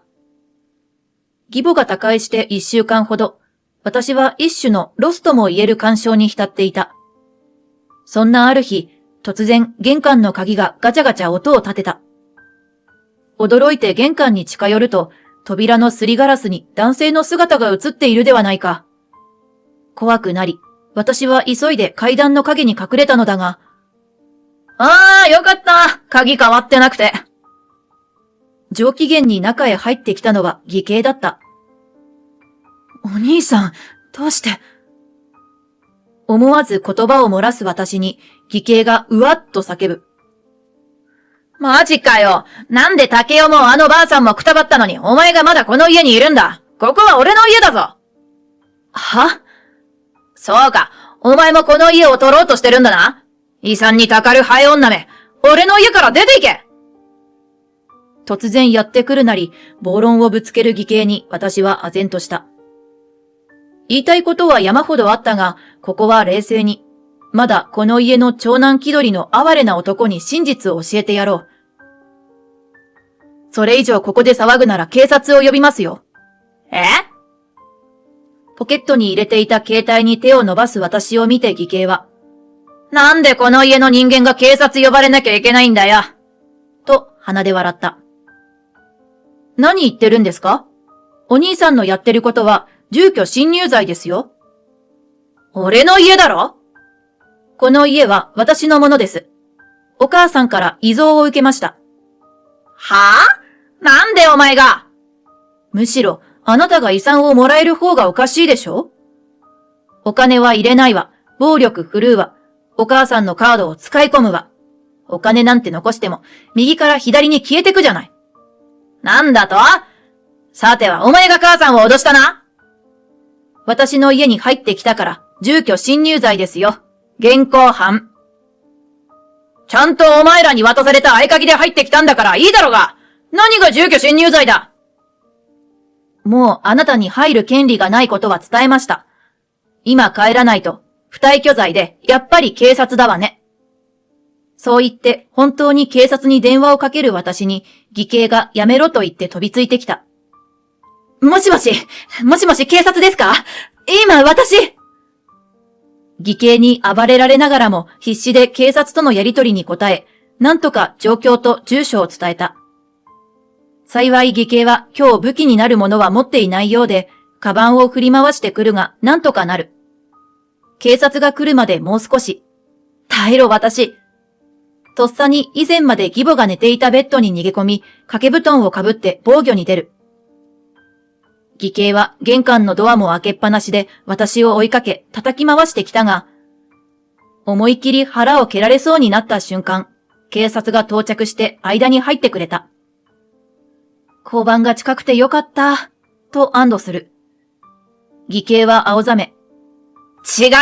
こいつが俺の家を奪ったんだ！とわけのわからないことを叫んでいた。義兄はパトカーに詰め込まれ、警察のお世話になることとなった。連行される前に義兄は、俺は家族だと叫んでいた。住居侵入は家族同士でも成立するが、警官としてはそれを聞き、穏便に済ませようと一瞬考えたようだ。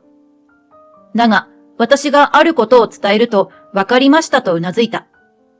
実はもう、義兄とは家族ですらない。私は夫の死に伴う姻族関係終了届を義母の死後に提出した。いわゆる死後離婚である。と言っても、義母と縁を切るためではなく、義兄と縁を切りたかったのだ。もう法律上は、亡くなった夫の兄とは関係ない。その後私は警察に相談して念のため、義兄に対する被害届や接近禁止令を出してもらった。その後、義兄はいくつかの余罪も見つかり罰金刑となった。なんでも、義兄が乗っていた車が高級車なので不審に思った警察が調べたところ、盗難車だったという。もはや本格的な犯罪者の仲間入りをしていた。しかし、その罰金も払えないため、労役上で働くことになったという。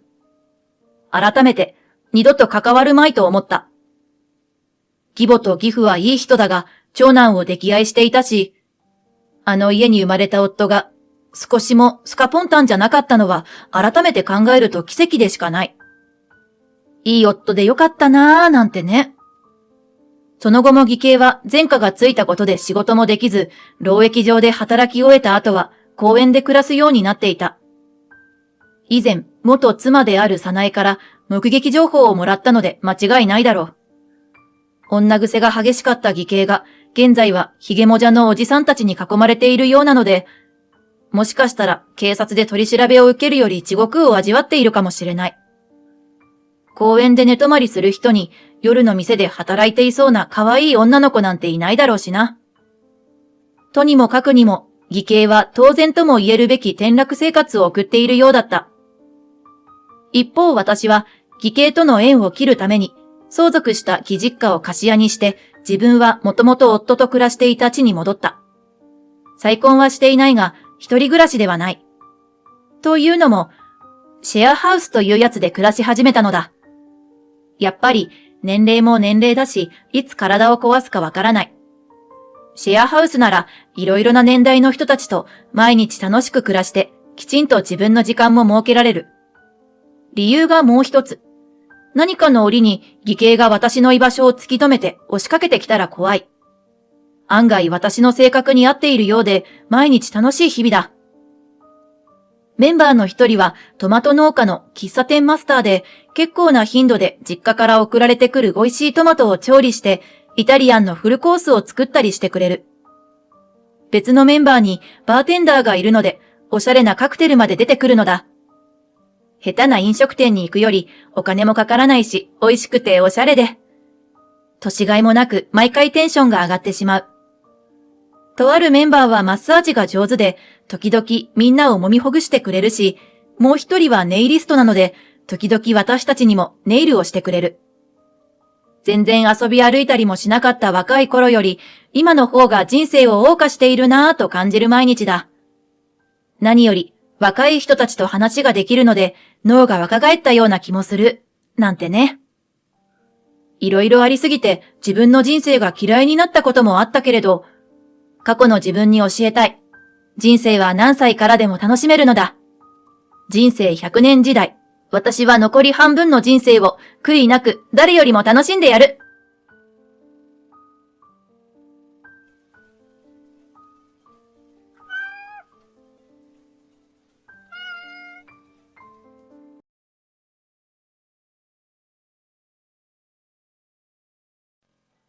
家にほとんどいない夫。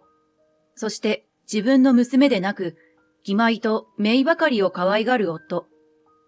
それでも、こんなひどいことを口にはしなかった。今までは。ブスな娘の父親なんてやめて、美人なメイちゃんの父親になろっかな。その言葉を耳にした時の娘の顔が忘れられない。もう限界だ。大事な娘のために私は立ち上がる。私の名前は清美。37歳のパート主婦だ。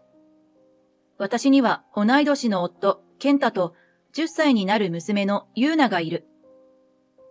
夫はごく普通のサラリーマンで、娘も地元の公立小学校に通う、どこにでもいる平凡な家庭だと思う。いや、一つだけ変わっている点がある。夫とその妹の関係だ。異性の兄弟にしてはやたら仲がいい。兄のいる私にも二人の仲の良さは理解に苦しむ。私は兄より自分の家族の方が大事だし、私の兄も同じ考えである。私と兄は実家での集まりで顔を合わせることはあれど、二人きりで会おうとは思わないし、ましてや食事したり旅行したいとも思わない。そういうものでしょ？うちの夫と義妹は違うのだ。またひなさんとご飯？ひなさんとは夫の実米で、私にとっては義妹である。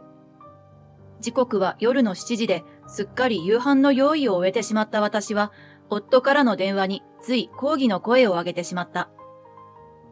どうして急にご飯に行くとか言い出すの？もうとっくに夕飯の準備しちゃったじゃない。電話の向こうでは悪びれない夫がヘラヘラ笑っているのが想像できる声で、仕方ないだろ？とか言ってる。もっと早くに言ってよ。そもそも今日じゃなきゃダメなの？明日は？ひなが今日しか時間ないんだよ。明日は吉野ちゃんの塾の送迎があるんだってさ。そんなの向こうの勝手でしょ？こっちにも都合が。別に清美に迷惑かけてるわけじゃないんだからいいだろ？夕飯ぐらい冷蔵庫に入れといてくれりゃまた明日食べるからさ。そう言って夫は一方的に電話を切った。もういい加減にしてよ。主婦の皆様なら私の不満を理解してくれると思うのだけど、こういうのって本当に腹が立つのだ。どうしてもっと早くに言わないかな？どうして別の日にできないかな？これがたまにとか、義妹に切羽詰まった問題が起きてるとかなら許す。だが、何の問題が起きているわけでもない。二人が会うのはたまにどころか頻繁すぎるのだ。なんなら毎日。多い時は土日の休日まで。夫は5歳下の義妹が可愛くて仕方ないらしく、頼られるといつもデレデレしながら嬉しそうに要望に応えている。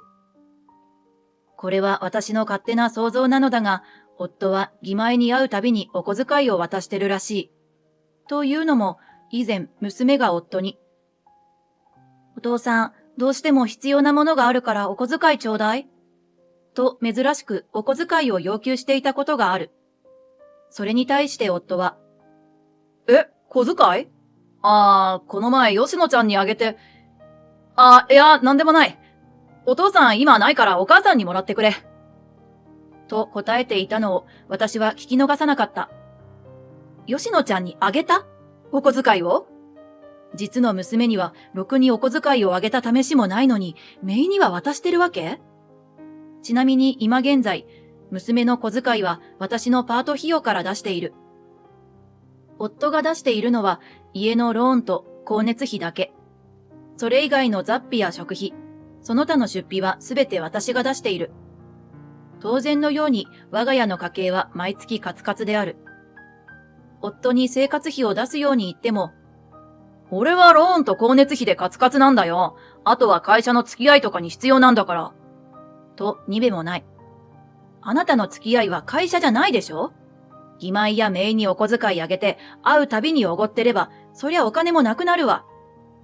夫の態度にイライラする日々を過ごしていたある日、義妹が離婚したという。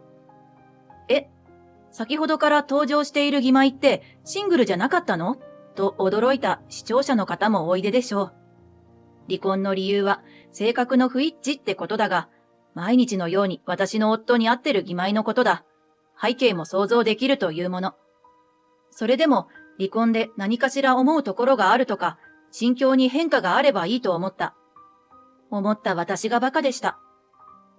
これで気兼ねなく会えるなぁ。と夫が言い出したのである。しかも私の前で。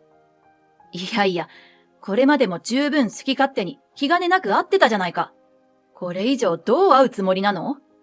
と思っていたら、なんと平日どころか休日まで会うようになった。またひなさんと吉野ちゃんと出かけるの？たまには自分の娘と出かけてあげてよ。と言っても返事はこう。娘なんていつも一緒にいてつまらないだろ。それにひなたちは離婚して寂しいんだ。俺が一緒にいて守ってあげなくちゃ。さすがにその言葉にはカチンときた。娘といてつまらないって何よ。ひなさんは自己責任で離婚したんでしょうが、寂しいとか思うなら努力して旦那さんと歩み寄ればよかったんじゃない？毎日あなたと会ってご飯食べてお小遣いもらってたから別れたんじゃないの？さすがに私も黙ってはいられなかった。うちのユーナは寂しがってないと思ってるの？守る必要ないの？夫は一瞬ひるむも。お前がそんな気が強いんだから俺が守る必要ないだろ。と言って出かけてしまった。なんかもう夫と話すのも疲れた。あれはもう旦那ではありません。なんだです。いないものとします。とはいえ、娘の方はそれでいいとはならない。お父さん、またおばさんと吉野ちゃんのとこ？今回は旅行だってさ。え、旅行？私とお母さんをほったらかして？私たちよりおばさんたちの方がいいってこと？その質問に私は答えられなかった。娘が涙ぐむ姿に胸が痛くなる。面倒だからと放置しておくのは良くないのかもしれない。夫と話し合うことから逃げては娘のためにならない。私は夫と話し合うことを決意した。だが肝心の夫が家にいない。毎日帰宅は遅く、そして夕飯は義妹の家で済ますようになった。私は割り切ることにしたが、娘は父親と食事ができなくて寂しがっている。やっと帰ってきたと思っても、疲れたと言って夫は自室に閉じこもる。休日も朝からいないと来てる。いい加減頭を痛めていたある日、なんと休日なのに夫が朝から家にいるではないか。珍しいね、家にいるなんて。と、ちょっと嫌味を含めて言えば、相変わらずのヘラヘラ顔で、夫はソファーに寝そべっていった。今日は学校のイベントがあるんだってさ。また次の休みがあるさ。いや、そういうこと言ってるんじゃないんだけど。まあ、ちょうどいい。今日こそはじっくり腹を割って話し合おうではないか。そう思って私は夫の迎えに座った。あのさ、話があるんだけど、あなた自分の娘のユーナが可愛くないの？は？なんだよ突然。可愛いと思ってるよ。その言葉に一瞬ほっとしたのもつかの間。夫は空気を読まず続ける。でも、吉野ちゃんの方が何百倍も可愛いけどな。と言い出したので、ビシッと凍りついてしまった。吉野ちゃんの方が？どうにか声を絞り出す。私の様子に気づかない夫は、携帯画面を見ながらニヤニヤしている。いやさ、吉野ちゃんってマジで美人なんだよ。あの子来年中学生だろ？モデルとかに応募したらいいんじゃないかな。ひなに似て美人だから絶対合格するぜ。そう言って夫は携帯の待ち受けを見せてきた。それは、義妹と姪と夫のスリーショットだった。何これ？あなた、私たち家族の写真じゃなく、ひなさんたちとの写真を待ち受けにしてるの？当然だろ？ひなたちだって家族なんだから。はぁ？この前なんか、この写真を会社の同僚が見てさ、美人な奥さんと娘さんで羨ましいですとか言ってきたんだぜ。俺嬉しくって、そうだろ？羨ましいだろとか言っちゃったわ。その言葉に私はまた固まってしまった。会社の同僚がこの写真を見て奥さんと娘さんと言ったと？会社の人たちに完全に誤解されてしまったことのショックよりも、夫が嫁と娘じゃないと否定しなかったことが何よりショックだ。じゃあ私たちは一体何なの？正直さ、ユーナってあんま可愛くないよな。親のひいき目で見て、ギリってとこ。第三者目線で見たら、むしろブス？あなた、自分が何言ってるか分かってるの？私の声が低くなってることに気づかない夫の口は止まらない。はぁ？お前こそ何言ってんだよ。自分で言ってることくらい分かってるっつーの。つかさ、俺マジで考えちゃうな。こんな可愛い吉野ちゃんに父親がいないなんてかわいそうすぎるって。もう呆れて何も言えない。その時、カタンと音がして慌ててドアの方を見た。なんとそこに娘のユーナが立ってるではないか。青ざめたその表情から話を聞いていたらしい。これ以上娘に聞かせてはいけない、と慌てて私は夫の制止にかかった。あなた、今はもうその話はいいわ。それは後で。だが遅かった。ブスなユーナの父親なんてやめて、美人な吉野ちゃんの父親になろっかな。空気が凍りつく。愛も変わらず、ヘラヘラ笑って携帯を見つめる夫。それをギロッと睨むも、全く夫は気づかない。恐る恐る扉の方を見れば、パタパタと走り去る足音が。ユーナ！慌てて追いかければ、娘は自分の部屋でベッドに突っ伏して泣いていた。おい、いや、お父さんなんて大嫌い！ユーナ、落ち着いて。大丈夫だから。娘をぎゅっと抱きしめて、その背を優しく撫でる。言いながら、何が大丈夫なんだと自分に腹が立つ。そして何より、夫に腹が立った。もう限界。娘の涙を見て、私は決意するのだった。翌日、連休で今日も休みなのだが、いつも通りに起きて朝ごはんの用意をしていたら、夫が起きてきた。ああ、今日もいい天気だな。今日はひなたち何の予定もないって話だから、ちょっくら買い物行ってくるわ。おい、無視かよ。たく、お前はひなと違って可愛くねえな。まあいい、夕飯もいらないから、朝飯食ったら行ってくるわ。夫が話しかけてくるが、ひたすら無視。いや、黙殺に努める。って、あれ？おい、俺の朝飯は？ないよ。ああ、答えちゃった。と言っても態度は改めないけど。なんでないんだよ。お前さ、そんなこともできなくて、俺の嫁として。もういいよ。え？夫の言葉を遮って、私は冷たく言った。あなたにとって家族は、美人で可愛いひなさんと吉野ちゃんなんだよね。ああ、だったら、ひなさんたちと本当の家族になればいい。私たち、もう家族辞めたから。どういうことだよ。正確にはこれから家族辞める。私、あなたと離婚しますから。弁護士さんの当てはあるから、慰謝料や養育費はまた後日、じっくり話し合いましょう。とりあえず荷物まとめて出て行ってくれる？いやいや、ちょっと待ってくれよ。何怒ってんだよ。ちょっと妹たちを可愛がっただけだろ？なんだ、焼いてんのか？あんたみたいなパーに誰が今更焼いたりしますか？私はつくづく呆れてるのよ。そして、あなたを見限ったの。そもそも家にいないあなたと一緒に暮らす意味がないの。お前パートじゃないか。生活はどうすんだよ。あなたが心配しなくてもちゃんと手は打ってあるわよ。全然大丈夫。私がそこまで言ってようやく本気だと思ったらしい。そう、夫に教えてやる義理などないが、私はパート先から正社員への打診を受けていた。娘が中学生になったら社員にしてもらおうと思っていたのだ。ちょっと予定が早まったが、夫が明らかに動揺し始める。少し冷静になれよ。そもそも俺がいなくてどうするんだ？ユーナが寂しがるだろ。ご心配なく、私はお父さんがいなくても寂しくないから。夫の言葉に答えたのは私ではなく娘だった。ユーナ？お父さん昨日言ってたじゃない？可愛い吉野ちゃんの父親になろうかなって。私、もう父親いらない。のしつけて吉野ちゃんにあげる。さすがの夫も娘の言葉にショックを受ける。だが、あなたにショックを受ける権利なんてないんだよ。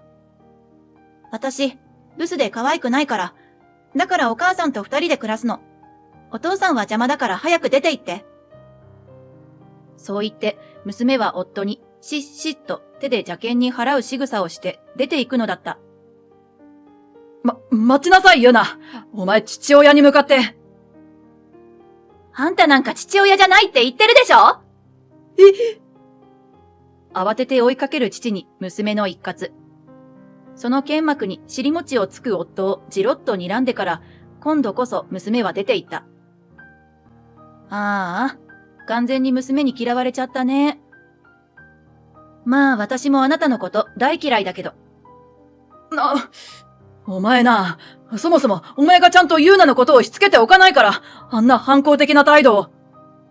しつけどころか、娘の相手を全くしないあんたに言われたかないわよ。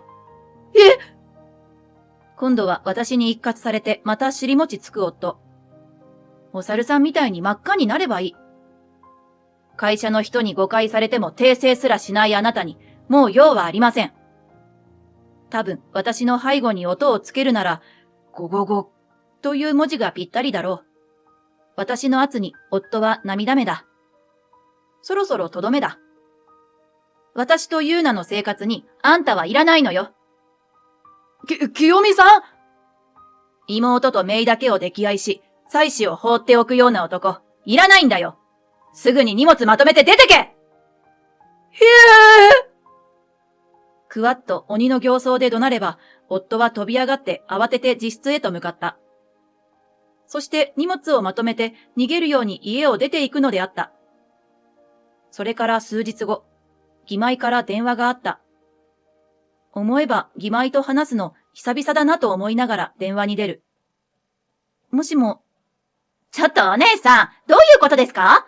兄が帰らないで、うちに住むって言ってるんですけど。電話に出るや否や、すごい剣幕で義妹がわめき散らす。兄ったら、家にいても何もしないんですよ。夕飯は外食でおごってくれるからまだいいとしても、朝は何も作らないで私に用意させて。私は娘の学校の準備で忙しいってのに、なんで兄の弁当を作らなきゃいけないのよ。コンビニで済ませてって言ったら、ブツブツ文句言われたのよ。知りませんがな、そんなの。本当に知らんがなである。しかも兄さんたら、吉野に自分のことをお父さんと呼んでいいよとか言ってるんですよ。マジありえないし、キモいんですけど。うわぁ、そんなことマジで言ったのか。空気読めない夫らしい。吉野ちゃんが実の娘みたいに可愛いからなんじゃないですか？だからって、お父さんって、世間に妙な誤解されちゃうじゃない。知りませんよ。これまで散々兄と外出して、旅行まで行っときながら何言ってるんですか？傍から見れば、あなたたち完全に家族ですよ。家族？健太という父親と、その嫁、ひなさん、娘の吉野さん。言って、うわ、気持ち悪って思ってしまった。そしてそれはひなさんも同じだったようで、何それ、気持ち悪と叫んでいる。兄にたかって美味しい思いしてたんですから、私とユーナの存在を無視して好き勝手してたんですから、どうぞこれからも3人仲良くやってください。私は知りませんので。ちょっと！まだ何か言おうとしてる義妹を無視して私は電話を切った。すみません、お待たせしました。いえいえ、大丈夫ですよ。それではご主人との話し合いに向けて作戦を練りましょうか。よろしくお願いします。そう言って私は目の前に座る男性に深々と頭を下げた。その背広の襟元にはキラリと弁護士バッジが光っていた。その後、私と夫は離婚した。娘の親権は当然のように私である。夫は最初はごねていたが、義妹たちとずっと一緒にいられるじゃないと言ったら、しぶしぶ受け入れた。マジで義妹親子が大好きなのね。最初は優しいお兄さんなんだなぁと思ってたけど、今じゃキモいとしか思えない。無事に離婚が成立し、慰謝料と養育費を一括で支払ってもらった。とはいえ浮気ではないので、慰謝料は微々たるものではあったけど、それでも養育費も含めての一括払いは結構な額となり、元夫は貯金ゼロとなった。となればどうなるか。そんなのは火を見るよりも明らかである。お金のない元夫は、これまでのような贅沢を義妹にさせてあげることはできなくなった。小遣いなんて当然無理。そして家でただぐうたらする邪魔な男となり果てた。ある日、ひなさんからまた電話があったので、出たら、すごい剣幕で、金もない、何もしない、邪魔なだけの男なんていらないんだけど、返すと言ってきた。なので私は、返品は不可となっております。ご自身で責任持って処分するなり、修理するなりなさってください。と、丁重にお断りしておいた。それからどうなったかは、人づてから聞いた。元夫と元義妹は大喧嘩したそうな。それは外にまで聞こえるくらいの激しいもので、最終的には警察沙汰になったほど。それにショックを受けた吉野ちゃんは、父親の方へ逃げてしまったらしい。もともと、吉野ちゃんは父親との関係は悪くなかったらしい。娘にも見捨てられた元義妹は、ますます元夫との関係が険悪に。そんな妹を可愛いと思えなくなったのだろう。元夫も妹が疎ましくなり、喧嘩は絶えなかった。さらに、警察沙汰になってしまったことで、会社を解雇にはならなかったものの、地方へ左遷されたとか。当然、ひなさんはそれについていかなかった。夫と娘に捨てられたひなさんは、その後、ボロアパートで寂しい余生を送ったとかどうとか。元夫も、お年寄りばかりの娯楽のないど田舎生活で、魂抜けたような生活を送ってるらしい。私はといえば、娘と二人きりの生活になったが、さほど変化のない日々を送っている。元から夫はほとんど家にいなかったからね。変わりようがないのだ。だが、戸籍上の夫がいるといないとでは大違い。ストレスが全然なくて非常に快適なのである。休みのたびに私と娘はあちこちお出かけするようになった。旅行に行くようにもなった。家族でお出かけするの楽しいね。楽しそうに笑う娘を見て、私は幸せな気持ちになる。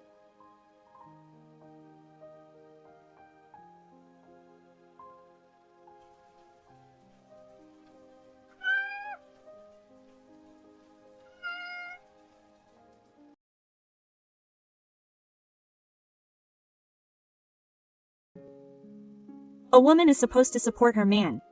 If you don't teach her that, you're not fit to be a mother. Nikado's anachronistic sermon began as usual. Think of it as bride training and stay in the kitchen.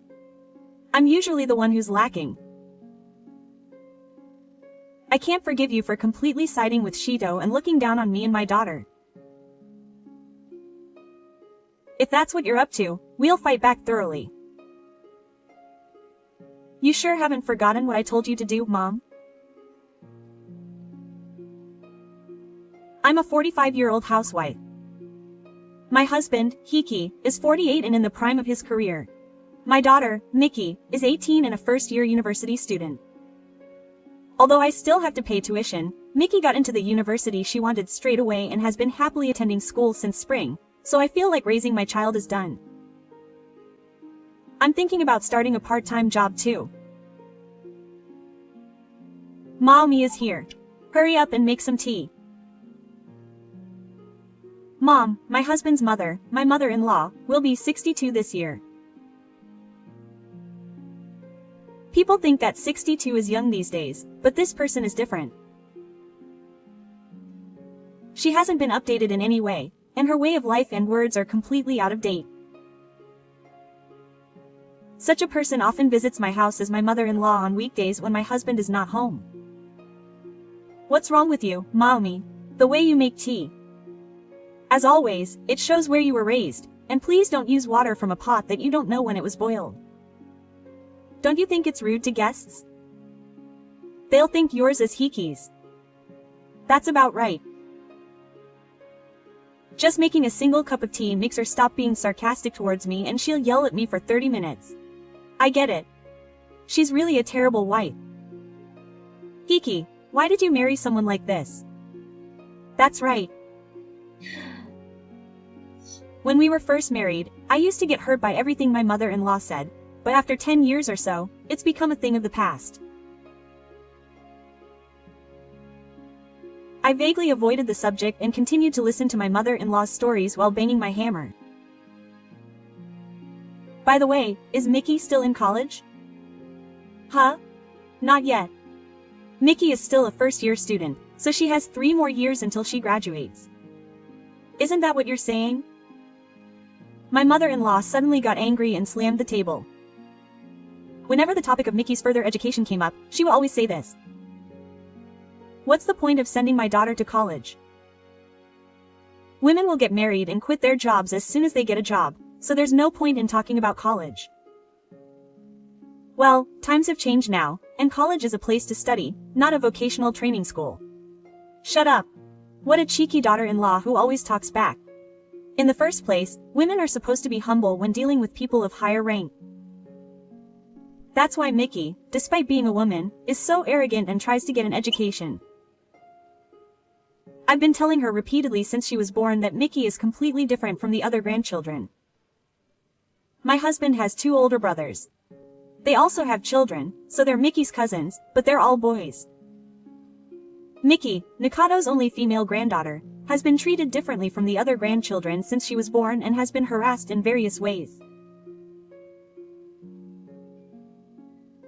That's why Mickey doesn't like her mother-in-law, but when she comes to our house like this, there's no way I, as her mother, can protect her. Mom, you should probably go home soon. It's getting dark and dangerous if you go home late. Should I take you home? Oh, really? Then I'll ask you to do it. Still, it's unreasonable for a woman to drive so easily. It's disgraceful. She complains but doesn't deny that she wants to be driven, which is bad. What era was Shito born in? But it's also difficult to completely refuse my husband's mother. Even while driving her home, she complained about how it was unrefined to sit with the steering wheel in front and that it was unladylike to sit with your legs spread apart. Well, I guess it's okay since I didn't have to deal with Mickey today. Ignoring the conversation on the first day of the week, I quickly dropped her off, and the only thing I was worried about was the following weekend. A dinner party at my parents' house awaited me the following weekend. Apparently, it was to celebrate my husband's older brother's eldest son getting a job offer from a good company, but to be honest, neither Mickey nor I were interested in the event. But if the 2 of us were to be together, who knows what kind of nasty things Shito might say later. My daughter and I promised each other that we would endure it for a few hours and joined the dinner party at Mickey's house. So, shall we start celebrating my first job at a big company? The person who actually got the job is amazing, but the only thing they have in common is that they are related by blood. And yet, for some reason, he is the one with the most smug face there and makes everyone congratulate him. As a man, he will get an education, get a job at a good company, and eventually become a priest. I am happy that he is walking the path of the ideal man. In contrast, Shito, who had been praising his eldest son, changed the tone of his voice and glared at Mickey. Mickey, are you still clinging to university? You are a girl, so you can't study. You must not understand the lessons, so quit already and go train to be a bride. Huh? Mickey froze awkwardly when asked about it. I couldn't help but interject to help Mickey. Mom has said it many times, but these days even girls can go to university. And there is no difference in academic ability between the genders. Shut up. Mommy is always a child. That's why Mickey is so brazen and going to college. When I paused for a moment, thinking, you know what I mean. My husband, who was sitting next to me and already gulping down his beer, started giggling. He's saying that this is a good opportunity, so Mom, tell Mommy more and discipline her. He really doesn't understand how women should be. When her husband, Hi, goes back to his parents' house, he's the type who acts all high and mighty, but who would have thought he'd be acting all cocky and arrogant even when his daughter and wife are both playing for the baseball team? Maybe Mickey is just like Makoto, and she grew up without ever learning the cuteness of a woman. Even if she didn't go to college and train to be a bride, it wouldn't be easy to find a man to marry her. Hi, who's gotten carried away, won't stop. Only Nikatsu nodded deeply as her husband continued to criticize his daughter. That's true. To begin with, Mickey's appearance is no good. Young girls these days should try to live more simply instead of flashing themselves unnecessarily. Most men will turn away from women who seem expensive. What? I don't wear anything that expensive. I buy clothes and cosmetics that I can afford with my part-time job. When Mickey protested, her husband teasingly pointed at Mickey's face. That's right. Lately, Mickey has become sexy and has been trying hard to wear makeup that doesn't suit her. Women are such a waste of money. Oh, I envy my brothers who are blessed with boys. I can't try for a second child because I won't be able to recover if the next one is a girl. Even though I was angry at my husband for saying whatever he wanted about Hiroki, Hiroki didn't reflect on his actions and instead hit me. Mommy is what you would call a girl. I wanted a boy, but it wasn't possible because of him. Oh, I wanted to play catch with my son like my brothers. It wasn't possible because of mommy. I guess I got the short end of the stick when it came to marriage. The atmosphere was terrible with all this nonsensical blame shifting. I was so fed up with it that I couldn't say anything. When my eldest son's wife suggested that it was time for the main course of sushi, I was honestly relieved. I wanted to eat the sushi quickly and go home quickly. That's why I was frustrated, but Mickey and I actively helped improve the situation. Huh? There's one sushi tray missing. The number of people gathered and the number of sushi tubs clearly don't match. As Mickey and I looked for them, Shito started giggling. We've already distributed the sushi to everyone. Huh, but there's still not enough for one person. Look, there's no sushi tray on one seat. I point to the table. We've been distributing the sushi to each person in turn, but it's clear that there aren't enough for everyone. Oh, you've made a mistake. Mickey doesn't need sushi at her seat. Nakato quickly takes the sushi tray that was on Mickey's seat and places it on the seat that didn't have sushi yet, then mischievously says, "Northern Edge." That's good enough. Let's all wait. What should Mickey eat? I don't know. There's no sushi here for the lowest of the low. Low. Who would have thought that the arrogant thinking of the Shitomi would be this bad? As usual, she lured Mickey and me, who were surprised. I've been meaning to tell you this for a while, but it's wrong for Mickey, the granddaughter, to sit at the same celebration table as us. Mommy, it's because you don't discipline Mickey properly. She was invited here. Then where on earth do you want Mickey to be? You don't even know that. Mommy, you have to discipline Mickey along with her. Come here. Mickey and I were forcibly dragged by the arm by our mother-in-law and taken to the kitchen. When she stuffed us in there, our mother-in-law sat back and glared at us. The incompetent daughter-in-law who didn't bury the boy and the granddaughter born to the incompetent daughter-in-law should wait here until the meal is over. If we run out of beer, the eldest and second sons' wives can come and get it. Oh, and by the way, I'd like some snacks to go with the beer. You can touch the contents of the fridge, but make something. Wash the glasses and dishes that were taken away. After slamming the kitchen door shut, Shito stomped back into the living room. My daughter and I were so surprised that we stared at the door in silence, when it opened again and my husband, Hiroki, peeked out. He had come to apologize for his mother's phone number. I was an idiot for having such foolish expectations. Hiroki looked down on us with a smirk. That's right. Women usually work hard without leaving the kitchen. You guys have been living full lives without knowing what it means to be the head of the household, so I've been going through unnecessary hardships up until now. From now on, you should follow your mother's example. I said in a low voice, but Hiroki just kept grinning and getting carried away. She seems overjoyed that her mother-in-law is taking care of me and my daughter while she's in her own home. That's impossible. Women should be charming, men should be like that. A wife or daughter should stay at home and support an educated man, so Mickey should think seriously about going to college. You'll get your tuition back, right? With that money, I could change why I like and Mickey would end up becoming a parent. My husband, who was in a good mood and had said some terrible things, slammed the kitchen door shut like a sergeant and returned to the living room. Mickey and I looked at each other. I couldn't believe it. I couldn't forgive him for being a husband and a father. He wouldn't protect my daughter, but would support her mother-in-law and agree with her outdated ideas. If this is the case, I'll just pay him back for all the harassment I've endured so far.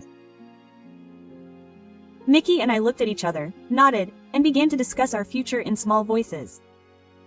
First, we had to decide what to do about my husband. With a strong determination not to let this go unpunished, my daughter and I secretly left the kitchen of my parents' house, having already formulated a plan. Hey, what on earth are you guys thinking? The sound of Haju's thud echoed in our dining room.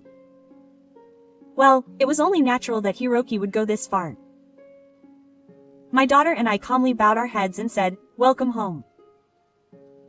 That's not, "Welcome home." Why did you use the car to go home without permission? It was so you could come home by train.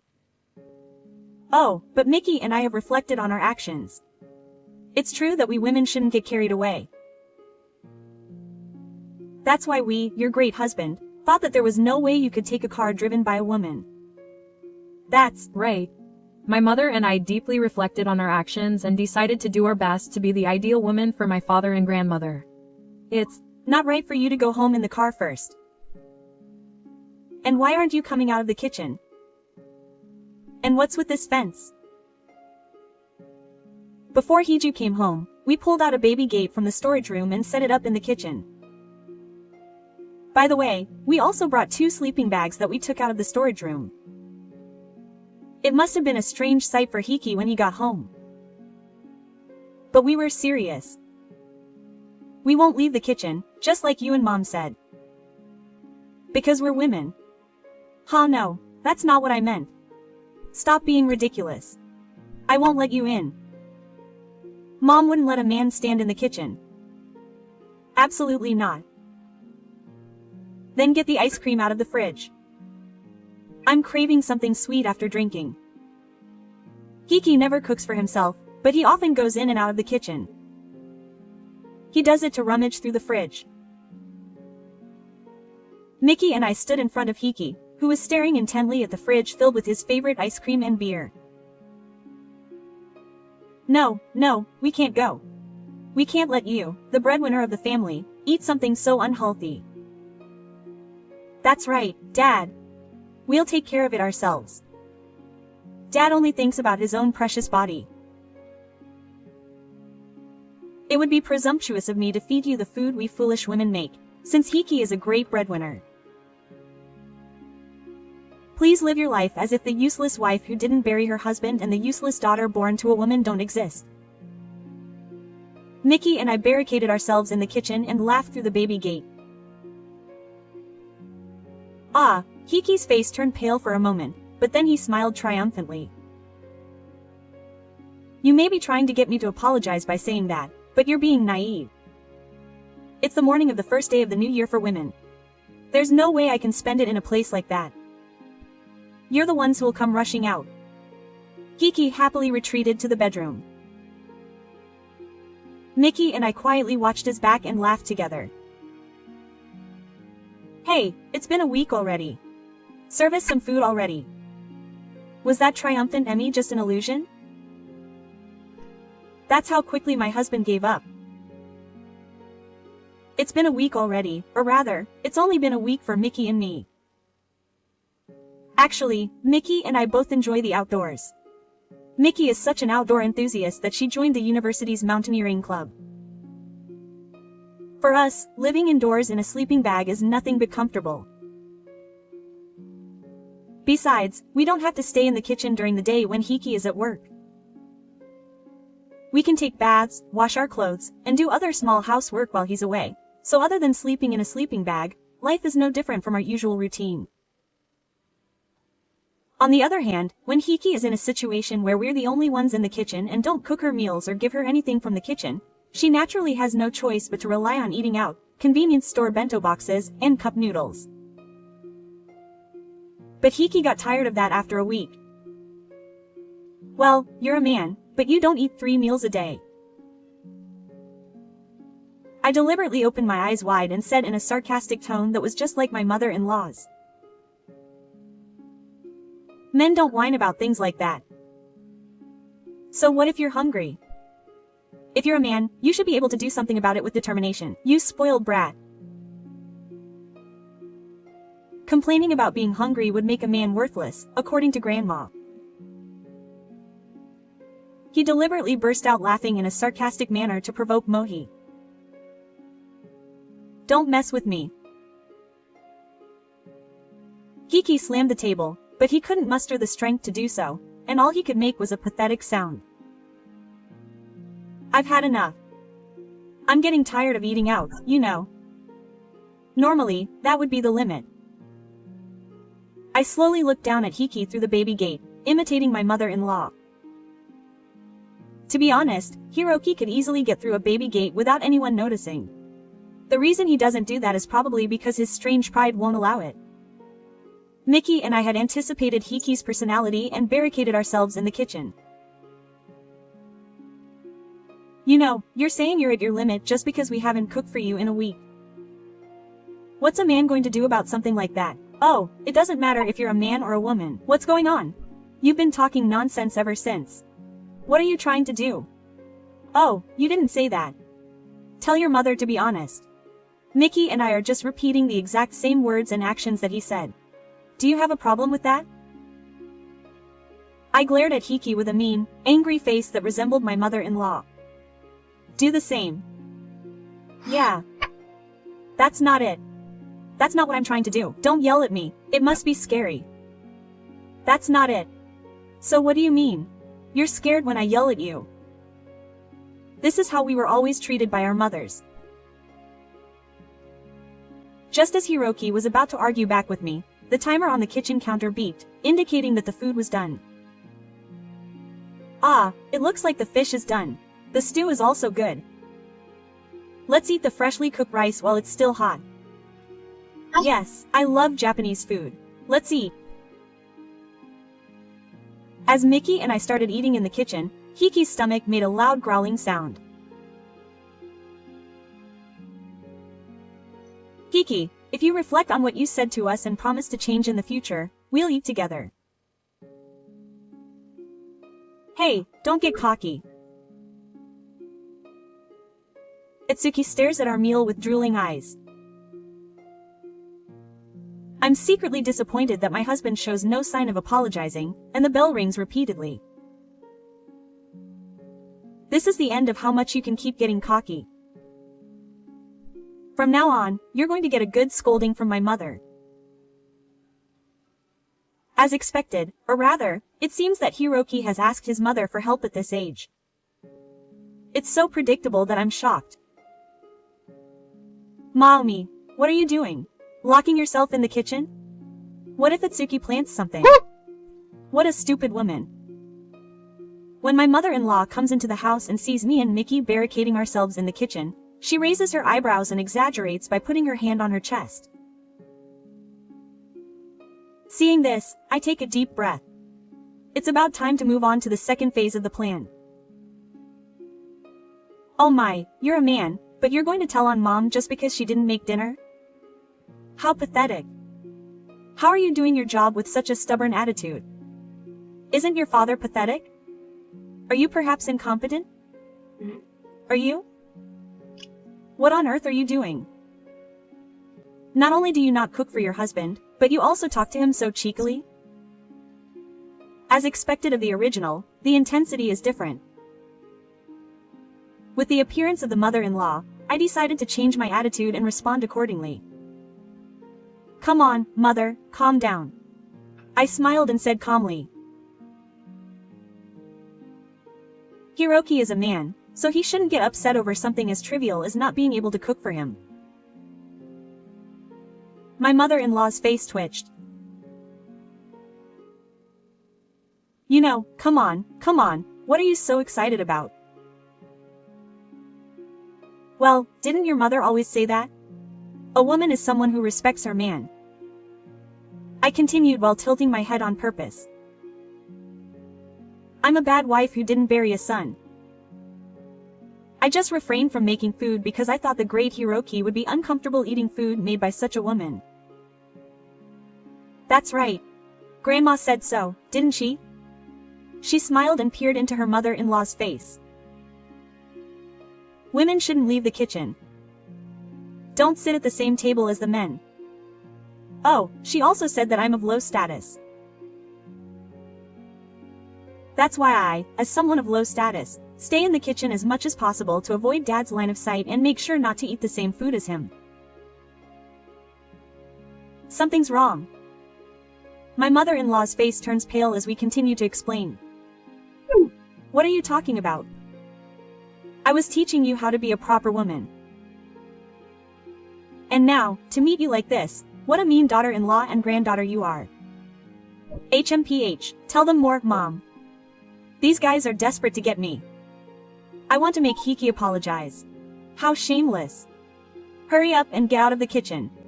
I'll make Mommy and Mickey apologize to me on their knees. That sounds good. If you kneel down and apologize for getting cocky this past week, I'll forgive you. As soon as the middle mother-in-law arrived, Hiki got cocky. The middle mother-in-law didn't seem to reflect on her actions at all.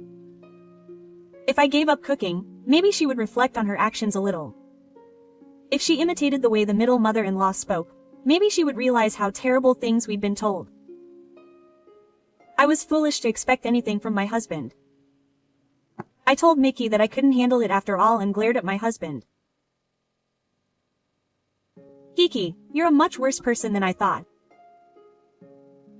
I'm getting a divorce. I can't do this anymore. Hiki froze for a moment at the word divorce, but then blushed and protested. Huh? Why are you talking about divorce so easily? If you lose me, the breadwinner, Mickey will be in college too. Are you sure, huh?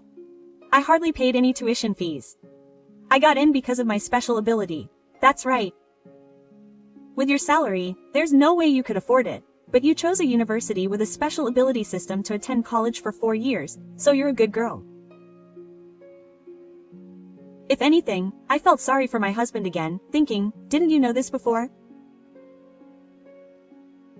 In front of me, Hiki's attitude gradually changed, saying, huh? Is that so, huh? The tuition is free? Quote. You look like me. That's great, Mickey. You should be grateful to me for giving you my genes. So when you graduate from college, you'll get a job at a good company and make your father's life easier. You're just a high school girl. You're like this just because you found out that Mickey won't have to pay for her tuition. Maybe when Hiroki said that women don't need money, he really just didn't want to pay for her tuition. No matter how you look at it, my brains belong to my mother. Dad, do you know which university my mother graduated from? It's a top university. When Mickey said that, Hiki's grinning face turned red and he froze again. I'm ashamed to say that I'm what the world would call a highly educated person. I wonder why I married a man like this with such intelligence, but let's just say that I was looking for something I didn't have. What does that matter? It doesn't matter. Mommy is a woman who should respect her man, so even if she graduated from a top university, she should devote herself to me. In the end, she can't let go of that idea. Poor father. I understand that it must be painful for your mother to want to divorce your father, and I'll support her. So please don't get involved with me anymore, Dad. Huh? It seemed like Hiki couldn't understand the meaning of Mickey's words. You and your father are no longer father and daughter. I've decided that I'll live with just my mother. I don't need your father anymore. There was no hesitation in Mickey's eyes as she spoke slowly, as if she were trying to convince her own father. Mickey, don't say such things. I'm your father. Do fathers always put down their own daughters? Don't suddenly come to me just because you found out you don't have to pay for my tuition. I don't know what your future holds. You're a great man, so you should keep working and support yourself. Kiki turned pale, speechless. Mickey looked at her father with pitiful eyes and sighed.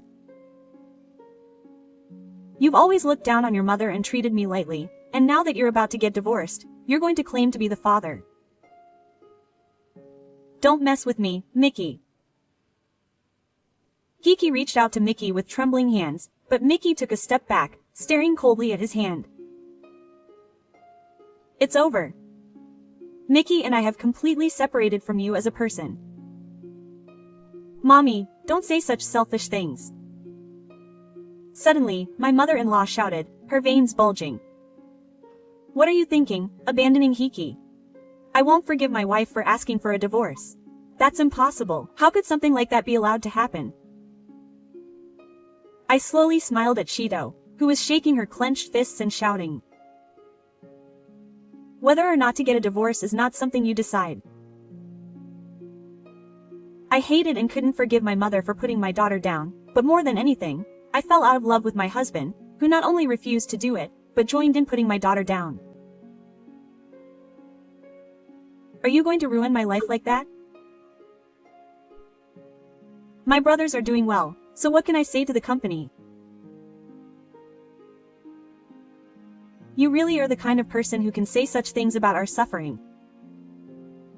Finally, if you think your life has been ruined, it was Hiroki and your mother who ruined Hiroki's life. I said this coldly to Hiroki, who had a look of despair on his face. Then Hiroki broke down in tears and started making excuses. What the heck? It's the devil's fault for having such a high level of education. I was worried that she, a woman, would use her education as an excuse to look down on me. And I was always afraid that Mickey would become like Makoto and look down on me. You might want me to feel sorry for you, but it's having the opposite effect. There's no excuse like that. Hiroki's shoulders slumped at my rejection and he started crying in earnest. It's a pitiful sight for my spouse, but the whole reason things turned out this way is because of Hiroki and his mother-in-law. Educational background doesn't matter. If you had stayed the kind and gentle person you were when we first met, Mickey and I would have respected and cherished you. Hiroki was crying loudly, and his mother-in-law stood there furiously. This is the end. You and your mother will live your lives reflecting on how you hurt us. I opened the envelope and handed the divorce papers to Hiroki. Please sign them here and now. I am no longer your wife. Hiroki's hands trembled as she slowly picked up the pen. Mickey watched as she quietly closed her eyes and took a deep breath. Goodbye, Dad. Mickey's tears grew stronger at Mickey's words, but all she could think was that she should have protected and cherished her daughter from the beginning instead of crying. My son is dead. There were no words to say to my mother-in-law, who was standing there in shock. Mickey and I left the kitchen and began packing our belongings to move out of this house. The house we had been living in was actually a shikuya. So the only thing we had to divide was our savings, which weren't very much. Since our daughter Mickey, who is our greatest asset, will come with me, I have no complaints about the terms of the divorce. Hiroki, the ex-husband who is now alone, seems to have never imagined that he would be divorced and that his children would also be estranged from him, and he lives like a total idiot. That's right. Despite looking down on Mickey's college life, he frequently sends Mickey emails asking if she is enjoying college. Naturally, Mickey ignores all of them, but the fact that he doesn't reply to his emails seems to only make him feel even more lonely. Since he never did any housework, the house he lives in alone is apparently messy and his appearance has become shabby.